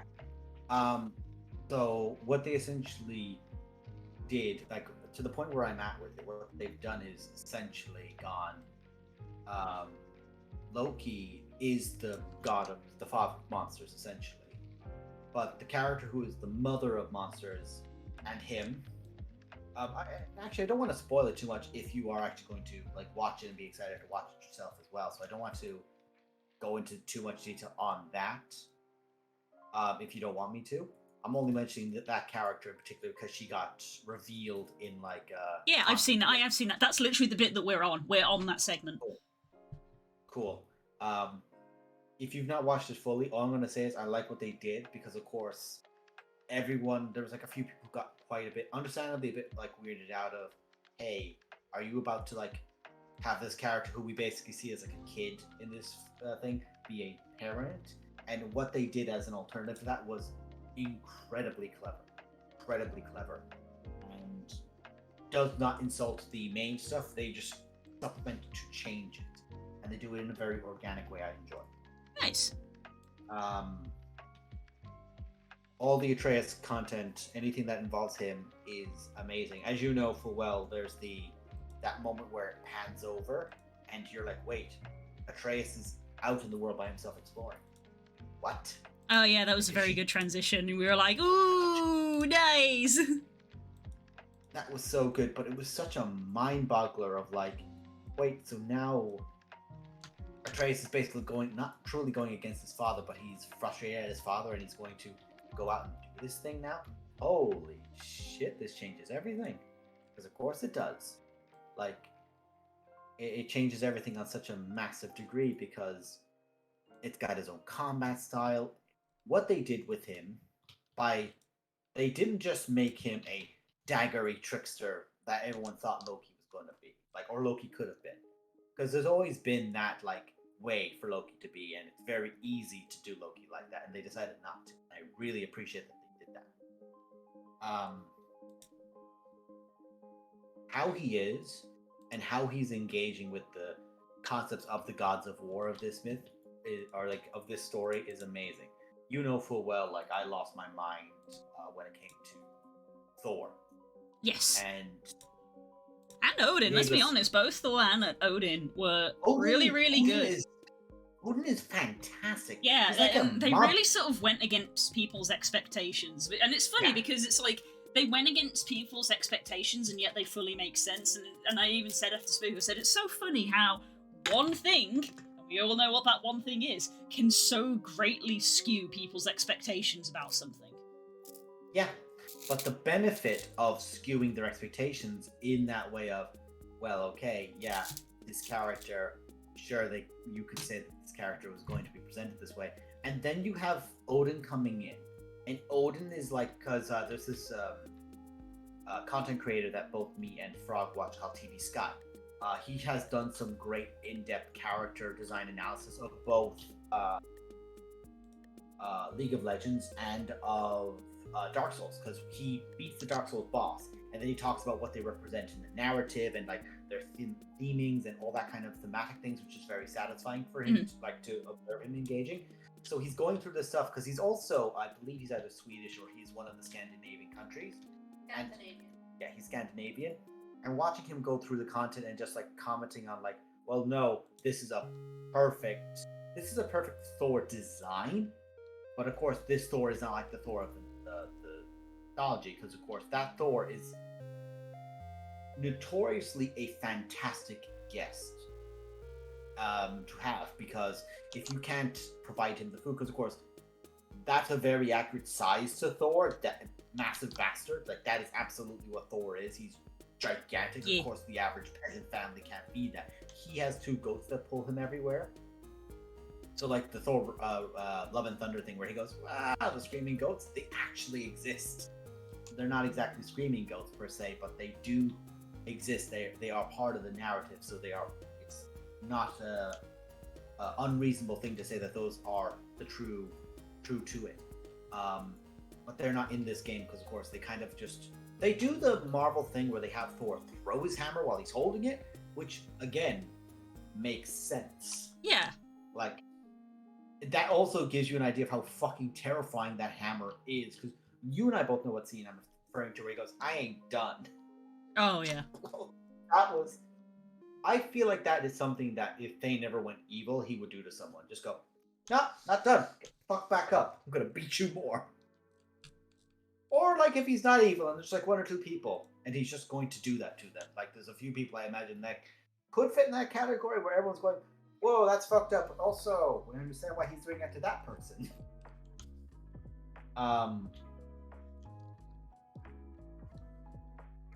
The way he's presented, but also the way that Kratos reacts to finding out about what Atreus is doing, finding out about everything that's going on right now, and how he's like, "Look, I'll even sweeten the deal. I'll clear off everything with my ex. You don't need to worry about it."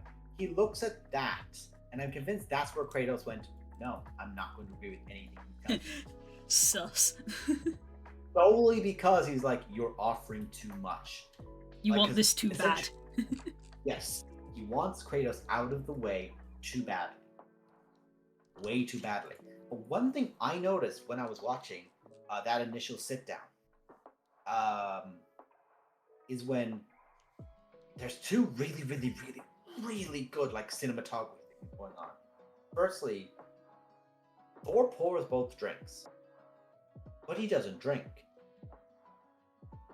Odin says, "You're no fun anymore," and drinks his cup. That's something. Yeah, Then- I remembered that as well. And then he drinks the other cup, the cup that Thor had poured for the others. He drinks from both cups. That's what he wants, because he's talking about what he wants as he's saying that. He's drinking from both because he wants everything that's on offer. He wants everything. Which further adds to this character. It makes sense that he is like this. In a really organic, cool way. I love how they presented him. And again, he was this old mob boss, but like, when he comments on Thor's sons, like, let's be real, they're fucking useless. Thor looks legitimately hurt at his comment. Like, he looks like he's upset. So like, there's this almost like not a divide, but you can definitely see that there are things. Yeah, it's not a full, it's not exactly a happy relationship. But let's be honest, I don't think any relationship with Odin is a happy relationship. No, it isn't. And I do love that they have presented Odin in that way in this. It's really, really, really good. I'm loving it. Also, what they're doing with prophecies in this game, I'm adoring. Because let's be real, I can look at things. There's comments that from the first game, because I'm not sure how much of it you might remember. From the first game, there's comments that Thor and Jormungandr are aware they fight at Ragnarok. And there are many things that say that Jormungandr gets literally like launched back in the first game. There's like, he gets sent back in time from their fight, from a fight they have before Ragnarok. Ragnarok basically breaks the cycle of that fight, or whatever you might call it. But he gets sent back in time, so Jormungandr remembers exactly what Thor was like in that time, so he holds a grudge from the previous. So we know from that point that there's a bit of a cyclical nature to this, and prophecies, cyclical natures. The thing that even Kratos did at the end of God of War 1, where he kills Baldur to stop the cycle. We must be better than this. Yes. Better than our forebetters. Which, really, really great progression from Kratos. Really Oh bravo, yeah, it's but fantastic. Also, you done fucked up. You fucked up bad, son. Because now they're all gunning for you. Especially, can't believe Freya, Yep. who I adore the design they do. with I love Freya so much. Everything they've done. Hello, Wolix Original. Thank you for following. I hope I'm pronouncing that Ooh. correctly. Welcome to the Right there. stream. Hello. So yeah, the way they're presenting everything they're doing with that, I adore. I adore how she is, and like, Yeah, really I good loved is that- Freya's design like the moment I saw her in the first game. She's so cool. she's amazing in the first game. This is really cute. Thank you. Cute little Blorbo. I got the happy wiggles. Yeah, very important. Very important. But that wonderful like design she has, and like how easy her design shifts from being, oh, I'm the caring maternal figure to, oh, there's the war goddess.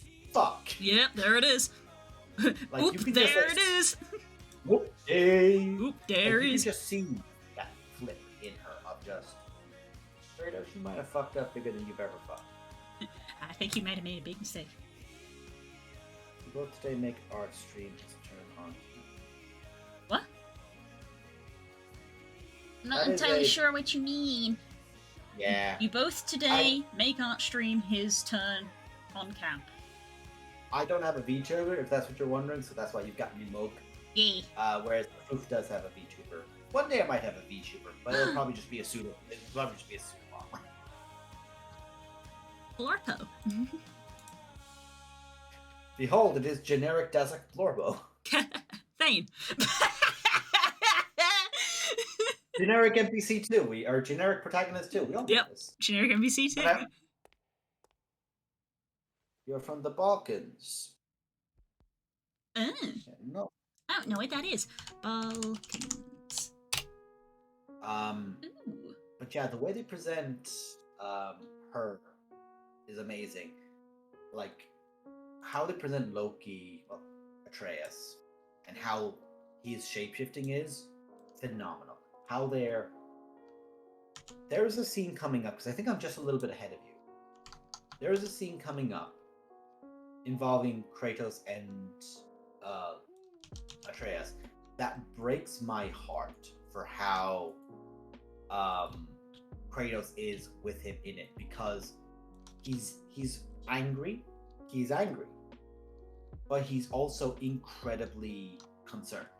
Like he's angry in that way of, why are you doing out so late? You could be hurt. Not in Yes, a the parent way. like, in the good parent way. Very, very particularly, he is in a very good light. It's like it does not portray him as a. Yeah, he has like a slight argument with Atreus before, or not slight. He does have an argument with Atreus before this, and then Atreus goes off, and then after that, he's not looking for Atreus. But they don't make him look like he's the villain, which is very important, because in my mind he isn't. He's as dark as to say, Kratos believes he is going to die very soon. Whether or Yeah, not he is or yeah. isn't, That became so apparent to me, and like it really solidified it with the bit with Atreus afterwards when they look at the stones again. It sort of solidifies it.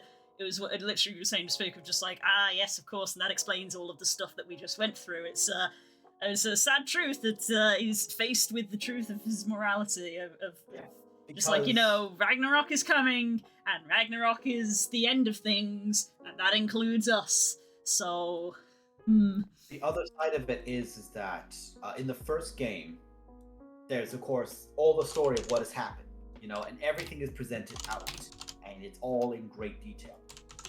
Kratos sees Atreus holding himself and doing a song like with his soul. Essentially, he doesn't understand it because he doesn't know what that is. yes. Which is also fine. He's not meant to.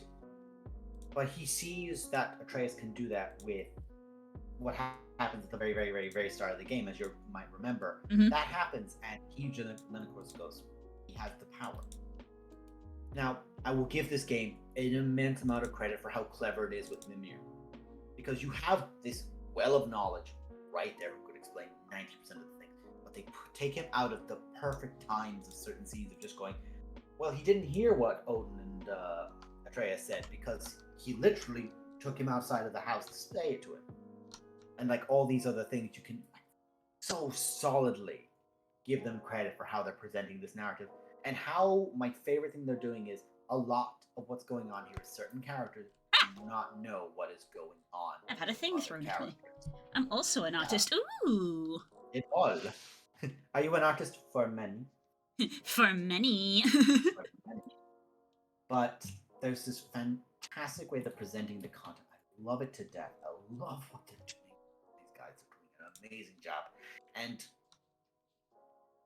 then you have like how the way that they present everything that he's doing with like, hey, this is super serious, and he wholly believes he's going to die because he saw that snippet at the end of the last game. He saw that section. You saw it, yeah. And the thing is that, and in all credit to him, Kratos has already dodged death plenty of times in the game. Oh, yeah.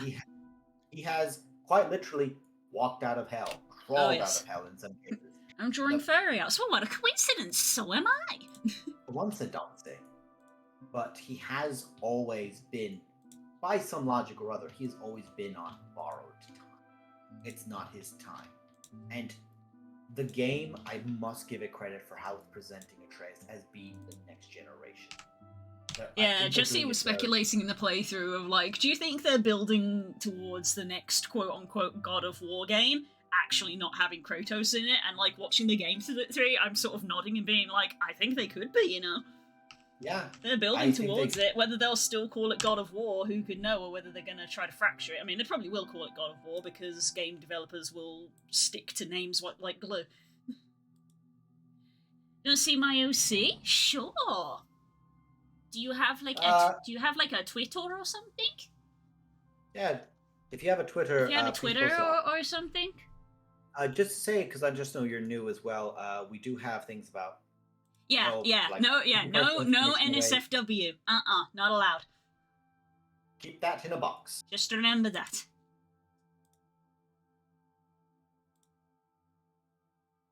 But if you have a Twitter where you do artwork, by all means, post it up. Actually, take a gander. Okay, I think Kazoo's is done, which means I get to start on mine. For money. For money. It's literally a joke that me and Kazoo make with one another, so I'm like, now we can match.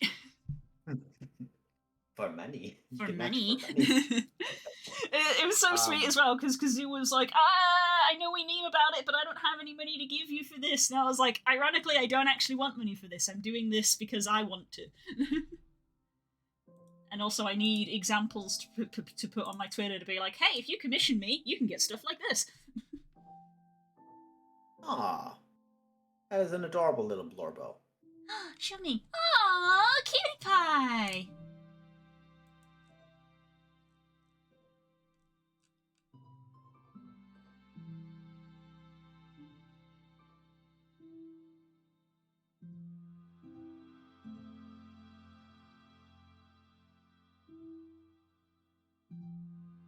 The other, because like again, it's that thing of Kratos believes this is what's going to happen.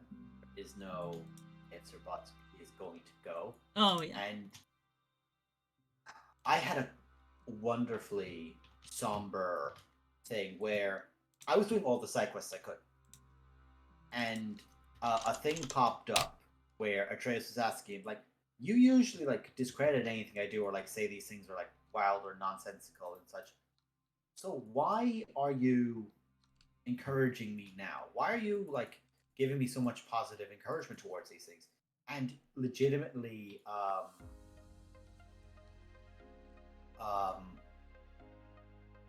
Mimir speaks up and says, maybe Laddie just wants to spend a bit of time with you. I know, I was like, Mimir, thank you for saying what Kratos won't. Thank you for admitting what Kratos, bless him, can't. Like, it's the way Kratos is, it's very hard for him to articulate these things, but they also like do quite well to emphasize that, look, this would be what Kratos would say if he were good at this. Kratos is not good at this. Thankfully, he has the smartest man alive on his hip. Yes. Thank the gods. Oh, save, thank you. I'm going to cut off your head now. Fair enough. I'm an artist around 3 years now, so I was in 2019 and 2022. Nice! Nice, gamer. We love to see it. Yeah. Second, yes.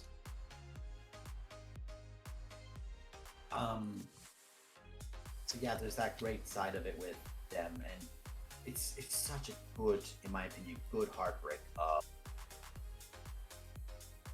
waiting. Like it's almost like it's a really good exemplification of Chekhov's gun. Yeah, there's a lot of that in this game. all just waiting for Chekhov's. It's like you keep mentioning stuff and it's not coming. Like I said to Spook when we were watching the other day. It's like they keep mentioning about how souls are split in 4, and they keep bringing it up and up and up again. And I said that's gonna be important. Here's the thing. I have a theory about that because. Okay, so have you completed the section in Jotunheim? No, we're still on that segment. Okay. There is a thing that happens. An item is given. And if you want to talk about Chekhov's gun, it is an item which is empty, and that's all I'm going to say, because when it pops up and you are aware of it, you'll know that's what I'm referring to here. That and Kratos is all I'm going to say. And there's a reason I'm going to... When you see it, you'll go, oh... Maybe. Well, be female fox dragonoid means fox and dragon. Right. I see you, bitch. Oh, be gone. Ah. Thank you, Des. I get you, bitch.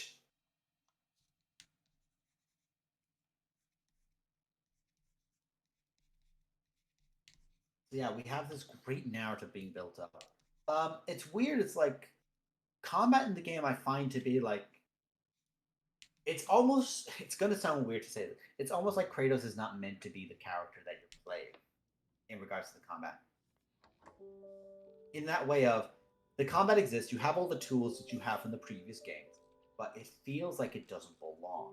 Like, yeah, there's the parry systems, there's the systems that are in place for him to use, but it doesn't feel like it always fully belongs to him.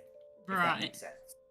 Like, playing the combat in the game, it's like, if this wasn't Atreus, or this wasn't Kratos, this would make a lot more sense. You know, in that, if this belonged to someone else, I would like go, yeah, that makes sense if this is not Kratos' combat style or combat set.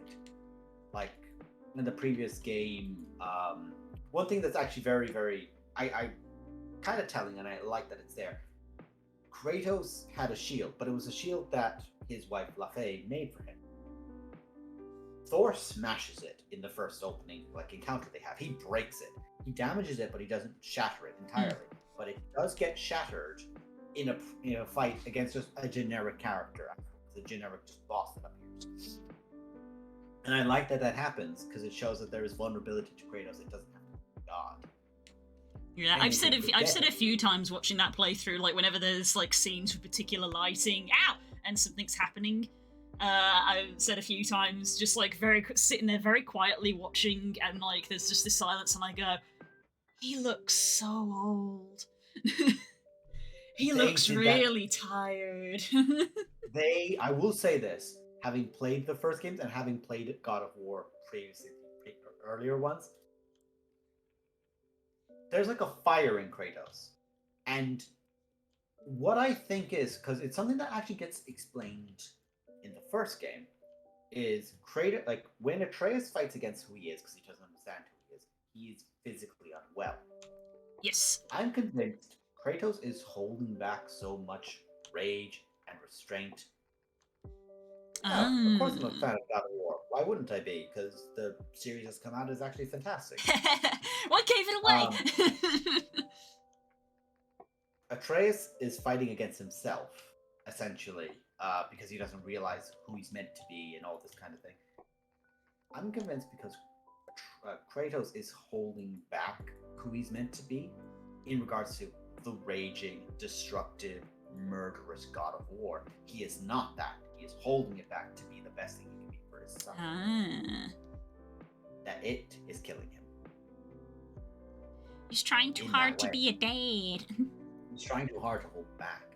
So in my head, I'm thinking, because when the fight happens and he's like, show me who you really are, and he throws everything, he throws that into the punch and he goes, there it is.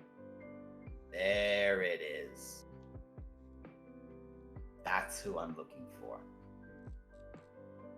And he entirely gets up like it's nothing after that. Like, he plucks out that tooth and throws it away. I saw people who were like, that's what you fucking get. And I'm going, that's what he wanted. That's what Thor wanted. He wanted to fight the Pantheon killer. because I'm convinced in some part of Thor's head, he's like, if I can kill this Pantheon killer, I could stop Ragnarok. Ah. That's where my brain goes. Where it's like, if I can beat Kratos, I can beat anything. Beans. Beans. Beans, We beans, also beans, have beans, beans beans. emotes. If you want to use your Amazon Prime, Show get me the some of these beans, chat. Show me these the wonderful- beans. you get these wonderful patty emotes. You can get one of a cat going wow, Show me the beans. and then of course the iconic owl.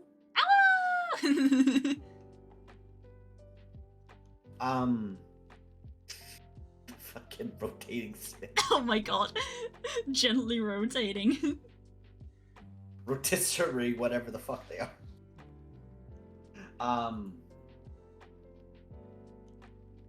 Also, something that I can't help but think about is it feels like there's something missing from Kratos' weapon set. So I think he might get a new weapon.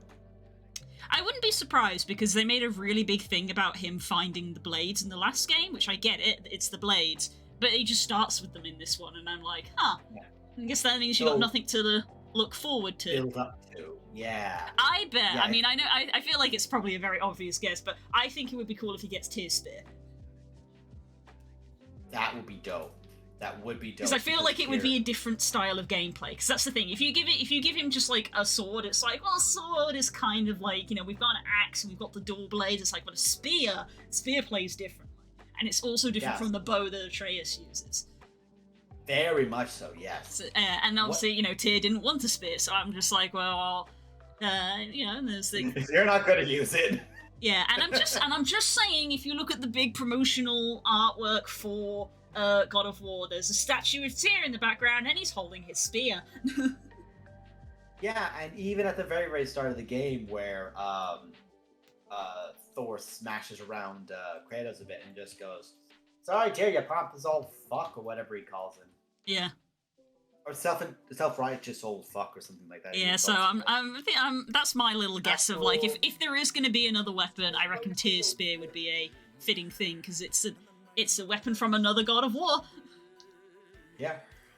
Actually, God of War and God of War 2 be my least favorite I have never played. Well, if you never played them, fair. But if you mean the original ones, I can entirely understand. These ones, comparatively, especially compared to where they were, where it was, here is Kratos being sexed up and super strong, and he's just a power fantasy more than he's anything else. He's a power fantasy for the right. Yeah. And this one is like, here is Kratos the character, and here's a narrative being played. Yeah, it's a lot more humanizing, which is an interesting thing to say about a story that is about a god, but it's very humanizing. Yeah.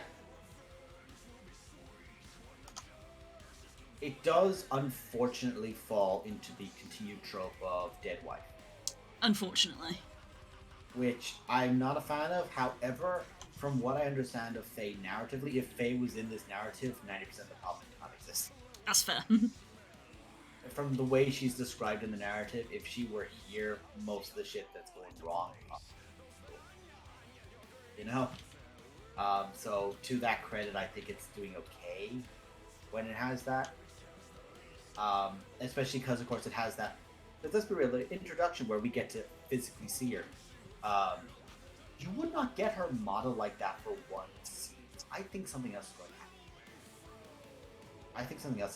Well, this is what I said to Spook. I was like, they keep mentioning this thing about souls being in 4 parts and things like that. And I said to him, I was like, maybe his mother's soul hasn't passed on into the light because it was in one of the parts was missing. Because it was I think they said like with Brock and Sindri that he couldn't pass on because his soul isn't complete. So I'm like, what if her soul was broken up so she can't pass on?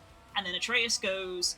And because, you know, there's a lot of foreshadowing with Atreus, like, falling in the light well and stuff. So I'm like, what if Atreus goes, he finds the parts, he brings it back? Here's my thought. Here's what I believe. What's your favourite movie you watch? Ghibli films. So it'd be like Howl's Moving Castle, Spirited Away, Princess Mononoke. Love them. I've only watched it once, but I'm going to say Stardust. Oh, Stardust is very good. That fucking film is just like, slaps. What if? Yeah. Like, I'd never watched it before, got to watch it. Everyone bullied me into watching it and just said, actually, no, I take it back. Good fucking film. Great fucking film. I'm very much so of that mind with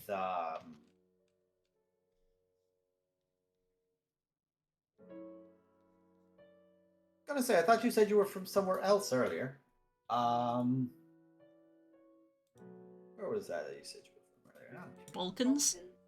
Oh. Well, the Balkans is like a collection of things.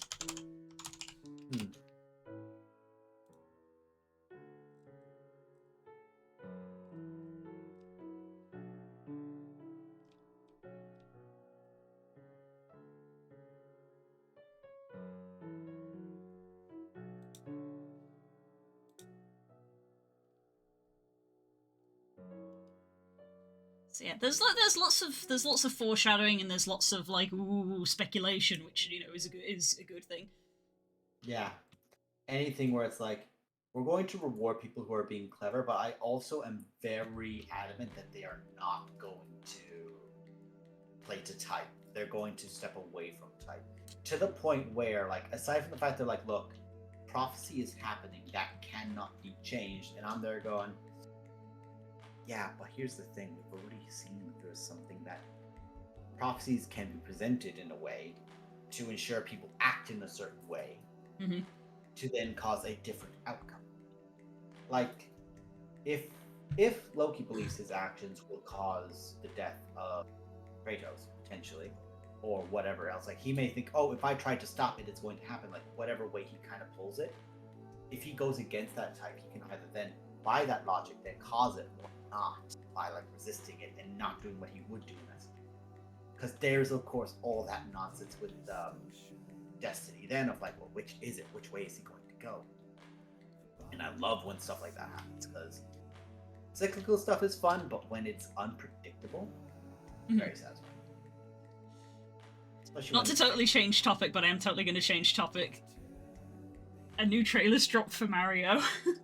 And obviously I can't turn the sound on because I'm streaming, but I'm just watching it without audio. You're going to lose your shit. Like, I can't hear any of the voices, which will be obviously a very telling thing, but just from visuals alone, it's like, oh, okay, that's going to be happy. Hang on a sec. I'm googling Mario or searching Mario. Yeah. I just opened up Twitter to see if I. All right, let's pull this out. Jesse's retweeted it, so I'm just sort of glancing at it. I'm like, ooh, okay. Visually, it looks good, and I'm liking what I'm seeing. Yoshi's confirmed! Yay!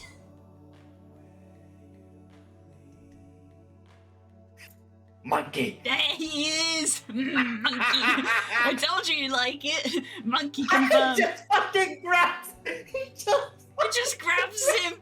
Oh my god, there's a Mario Kart reference. Yes, there's a Mario Kart bit. Oh my god, that's amazing. I'm sorry, it's just the absolute mad banter.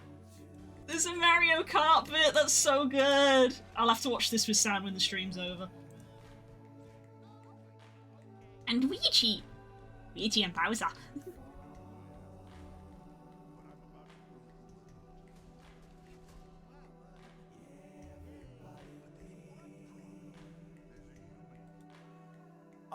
Oh shit, they're giving Peach armor. Nice, they're putting her in battle gear. We love a woman in armor.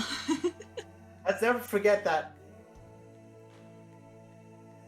Oh, they're using the maps as training areas for Mario. Oh, that's amazing. There's so many references to so many things. Also, one thing I do like about this, looking at it, is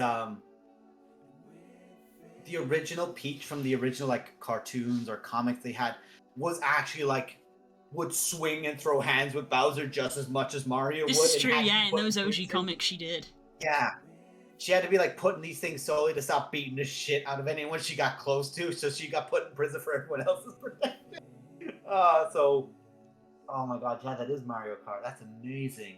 There's a Mario Kart bit. And Rainbow Road as well. Oh my god, Donkey Kong, yes! It's Rainbow Road! Yeah, this is one of those things. This is the one where it's like similar to the Sonic movie when I watched it and I was like, oh, actually, this is really good. And noticing all the references, and I said to Spook, I was like, are we actually going to get an era of decent video game movies? God, because we're now starting to get to the point where the people who actually played these games are old enough to be on these teams that are making these films. Because back when the films came out, obviously they came out when the games came out, So the people And who they made were- them hadn't really played the games. They were just adults. I'm Mario. It was kids who were. Yeah, that's his name. His name is Mario. That is canonically his name. And now it's presented of like, well, what about this instead? Yes, and now the people who actually played the games are old enough to have jobs and are in the industry, and so we're actually getting films that maybe are decent. Voice casting options aside. Voice casting options aside, Jack Bowser. Jack Bowser. Oh no, it's him, Jack Bowser. It is. That's his name now. His name is now Jack Bowser. Jack Black always going to be the best. Oh, option, yeah. honestly. Oh, yeah. But Peach sounds great. Yeah, so I haven't actually heard her voice. There's a few lines, not much, but a few lines, and I'm not gonna lie, I am quite happy with it. I think it's very satisfying. Good. And Donkey Kong doesn't say anything, and I love that. He's not Like, supposed to. less- He's not supposed to say anything. So No, that's he's a a quiet good. monkey. That's a plus. It's a good mark. Donkey Kong doesn't. Also, I don't think Donkey Kong has ever spoken in any Mario games. he only- does. I think he only spoke in that weird cartoon. Yes, he spoke in the weird cartoon. Sometimes he does like the whoa, kind of like almost the goofy style like of speech and of getting his ass thrown around. He's spoken in those kind of things, but not much else besides. Yeah, it's not. That's Yeah. also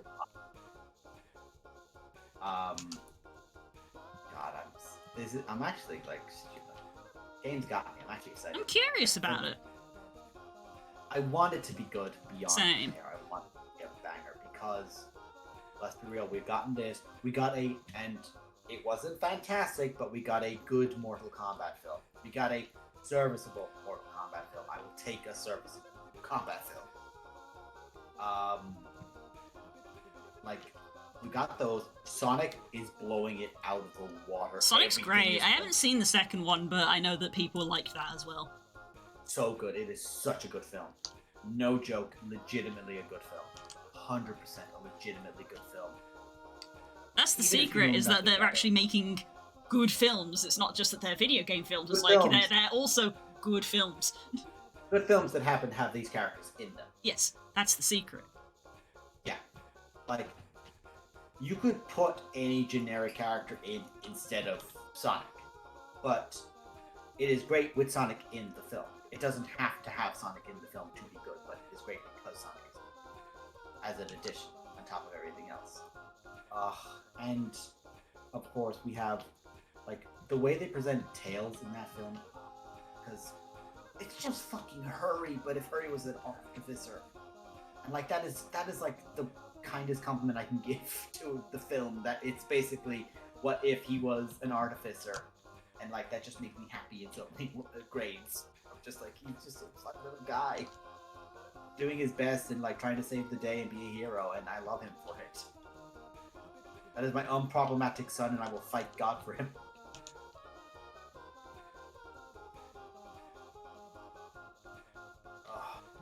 And of course, Jim Carrey put the film on his back. Any scene he's in, he is fantastic. Oh yeah, that goes without saying. Fun. He's having so much fun. In the best way. He's loving life.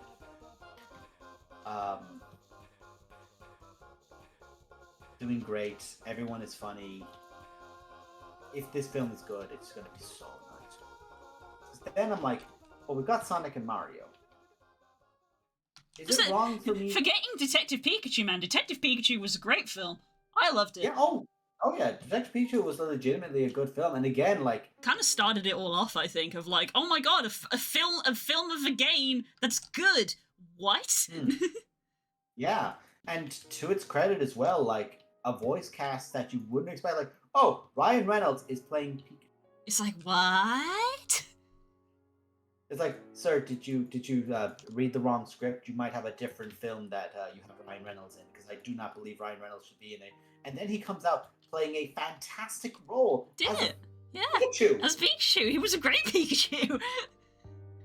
That's a phenomenal Pikachu right there. He is a wonderful little man, and I love him for it. Did a great job, and had no right doing that good with it. Like, none of them did. And I feel really happy for the guy who had the lead role as the kid, because he's now in the D&D movie. So it's like, oh, he's Yeah. got a career that's starting. Good for him. Yeah, it jumped. It's like, oh, here is a start off point for a kid to be an actor in a major film. Yeah, I believe he's And- playing. I believe he's playing the sorcerer in the D&D film. Ooh, He's playing the fun. sorcerer. Yeah, he's the guy. He's the guy in the trailer. When someone goes, "What exactly is that?" and he leans over and goes, "It's an owlbear." He's either playing a sorcerer or a wizard. He's the spellcaster. Nice. Love it for him. Love it for him. He's in a film with Chris Pine. And that's another one. Is like, we have a Dungeons and Dragons film. I Like, hope. I want it. I think everybody wants that film to be good so bad. yeah. And again, I'm hopeful because I'm like, the people who are making these films hopefully Are played D&D. They're not just people who know vaguely what D&D is. They've hopefully actually played it. Like, the people who are making the Pokemon films and the Sonic films and the Mario films are people who have played these games. 100%. I legitimately think that somewhere in this world, Henry Cavill is just sat there, just like, I'm pissed. I didn't get to be in the D&D fucking film. He's sitting there biding his time for when someone comes to him about the Warhammer film. Or the Warcraft film, and like, do you want to play Arthas? It's pretty common knowledge, I think, at this point that he plays Warhammer, because he mentions it in a lot of interviews. Yeah, he loves Warhammer, but also like, he nearly lost the Superman job because of Warcraft. Like, he was raiding. my man was raiding, and he nearly missed the fucking interview call. He was like, "Oh, we were raiding, so I couldn't." It's like, "Oh, did you stop playing?" No. No, we were I raiding. know It was that. raid night. Raid night. I wasn't gonna stop. And it like blew people's mind. Like, what do you mean you didn't stop? Why is this difficult to understand? You don't understand. Hmm. Speaking I of, did there's like- loads of dragons on my Twitter timeline now, and I'm like, I hate that it's pretty. Yeah. I'm in the same mindset I was with Mr. Pandora, where I'm like, nope, previous expansion was too bad, don't want to go back. But if I look at it for long enough, and I'm like, the dev team have taken such care, I'll be like, I'm waiting to see what you do with the next expansion. I'm not gonna do this one, but you've made me pause. And if you can I'm make not looking me at the dev pause, team, I'm looking at the daddy of the company being like, you're gonna get your act together? No? Cool. Forget it. gonna get it together, yeah. Because again, that's just free money for them. It's like, would you like to have more money? Make that man go away or be better. Yep. One of the two.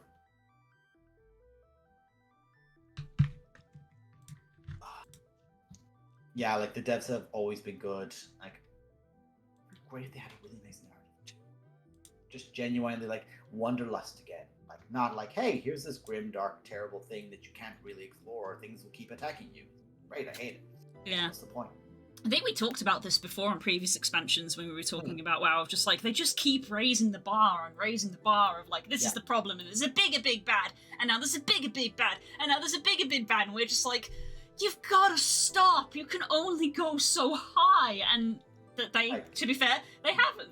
At least until, you know, a couple of pre-patches get revealed and we learn what the big bad is of this expansion, but to start with, it looks more mundane, which is a very weird thing to say in an expansion about dragons, but it looks more mundane.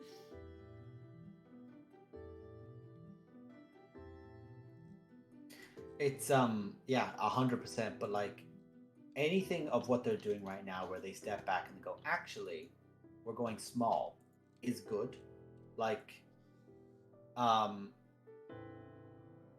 its credit, with like stuff that happens post expansion for FF, like whatever happens post expansion, it's not the, hey, here's this major super important plot point. It's like, hey guys, your character like goes off and does some side shit, and then the plot happens again. Like, that's what happened with Heaven's War. That's what happened with that's what will happen with Stormblood. Stuff like that, where we're like, calm down, build back up. Mhm. Calm down, build back up. The way it's meant to be. Like, you're not. Again, that's kind of why also in like D&D, I'm like, okay, the claw thing has happened. You have this high point.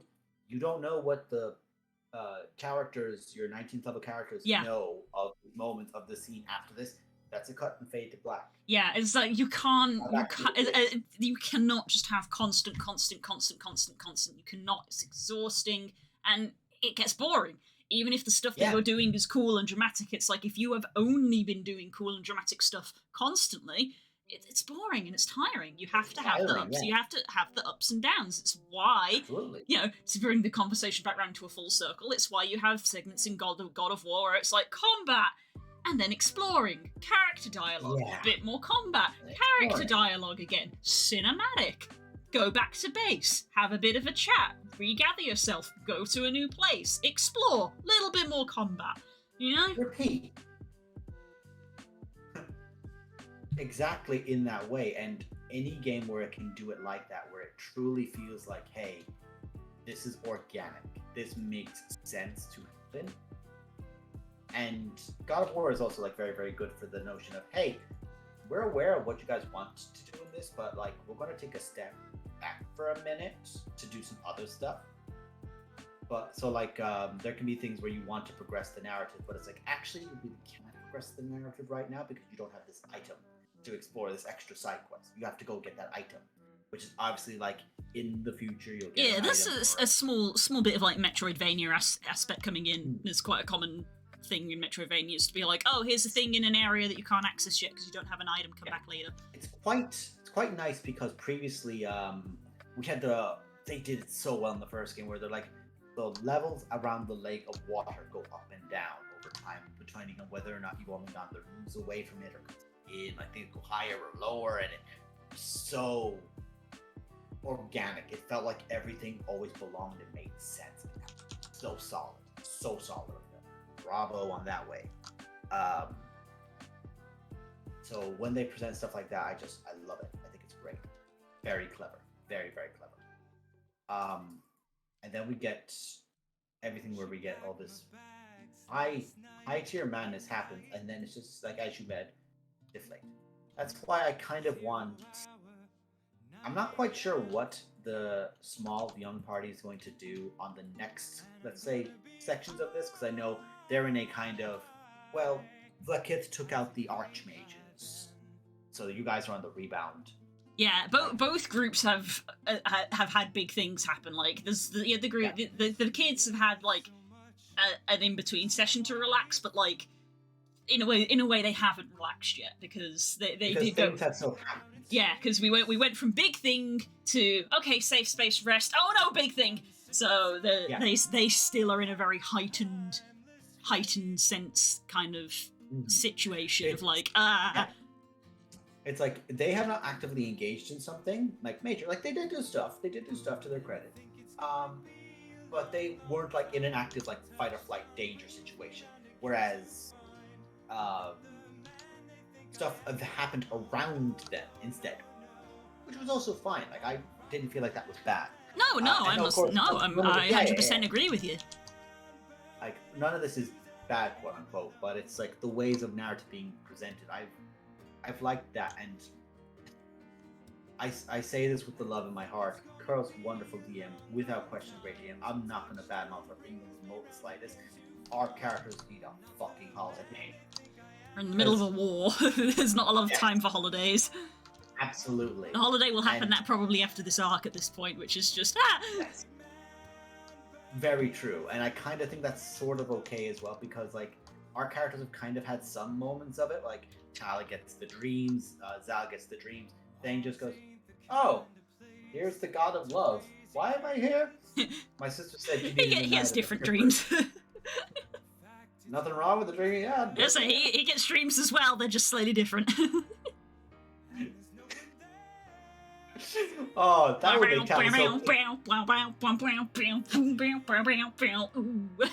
I just had this thought in my head, right? Tala would be so pissed, not for like jealousy or anything of that, but like she's like, "You mean to tell me I have to deal with the fucking childhood trauma I have, and you go off with a sex guy?" I know, I was like, I get freaking nightmare hellscapes with my arch enemy, and you get to go to a sexy La La Land? What kind of nonsense is this?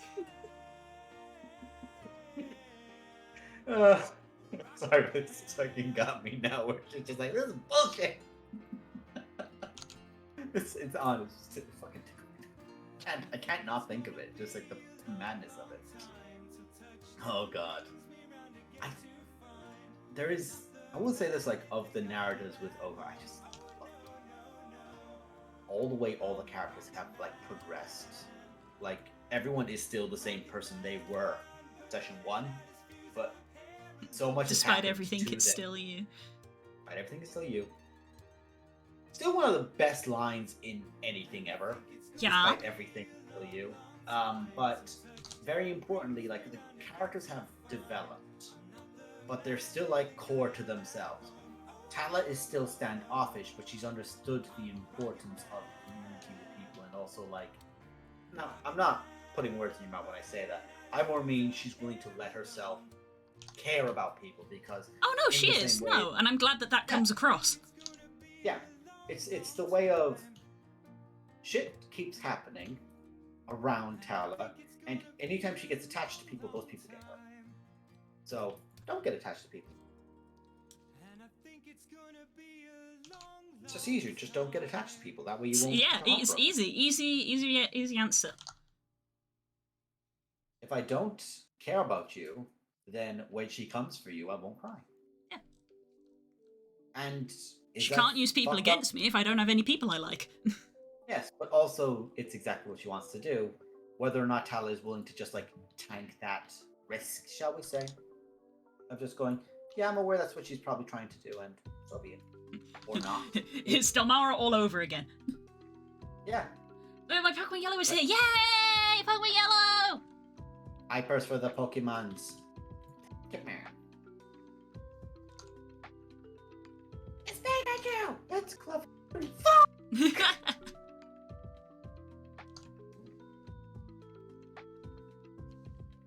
Very interesting. I've aligned myself with a ally in this game who is. So I'm playing Vampire Undead. This guy is Mummies Undead, and I'm looking at it going, hold on, I don't have the minimum capacity of like these guys to get their elite stuff. They have to like build certain buildings and have a capacity for them. I can just hire these guys off of him because I have him as an ally, and I'm looking at it going, huh, I can get good archers, like disgustingly good archers, and chariots.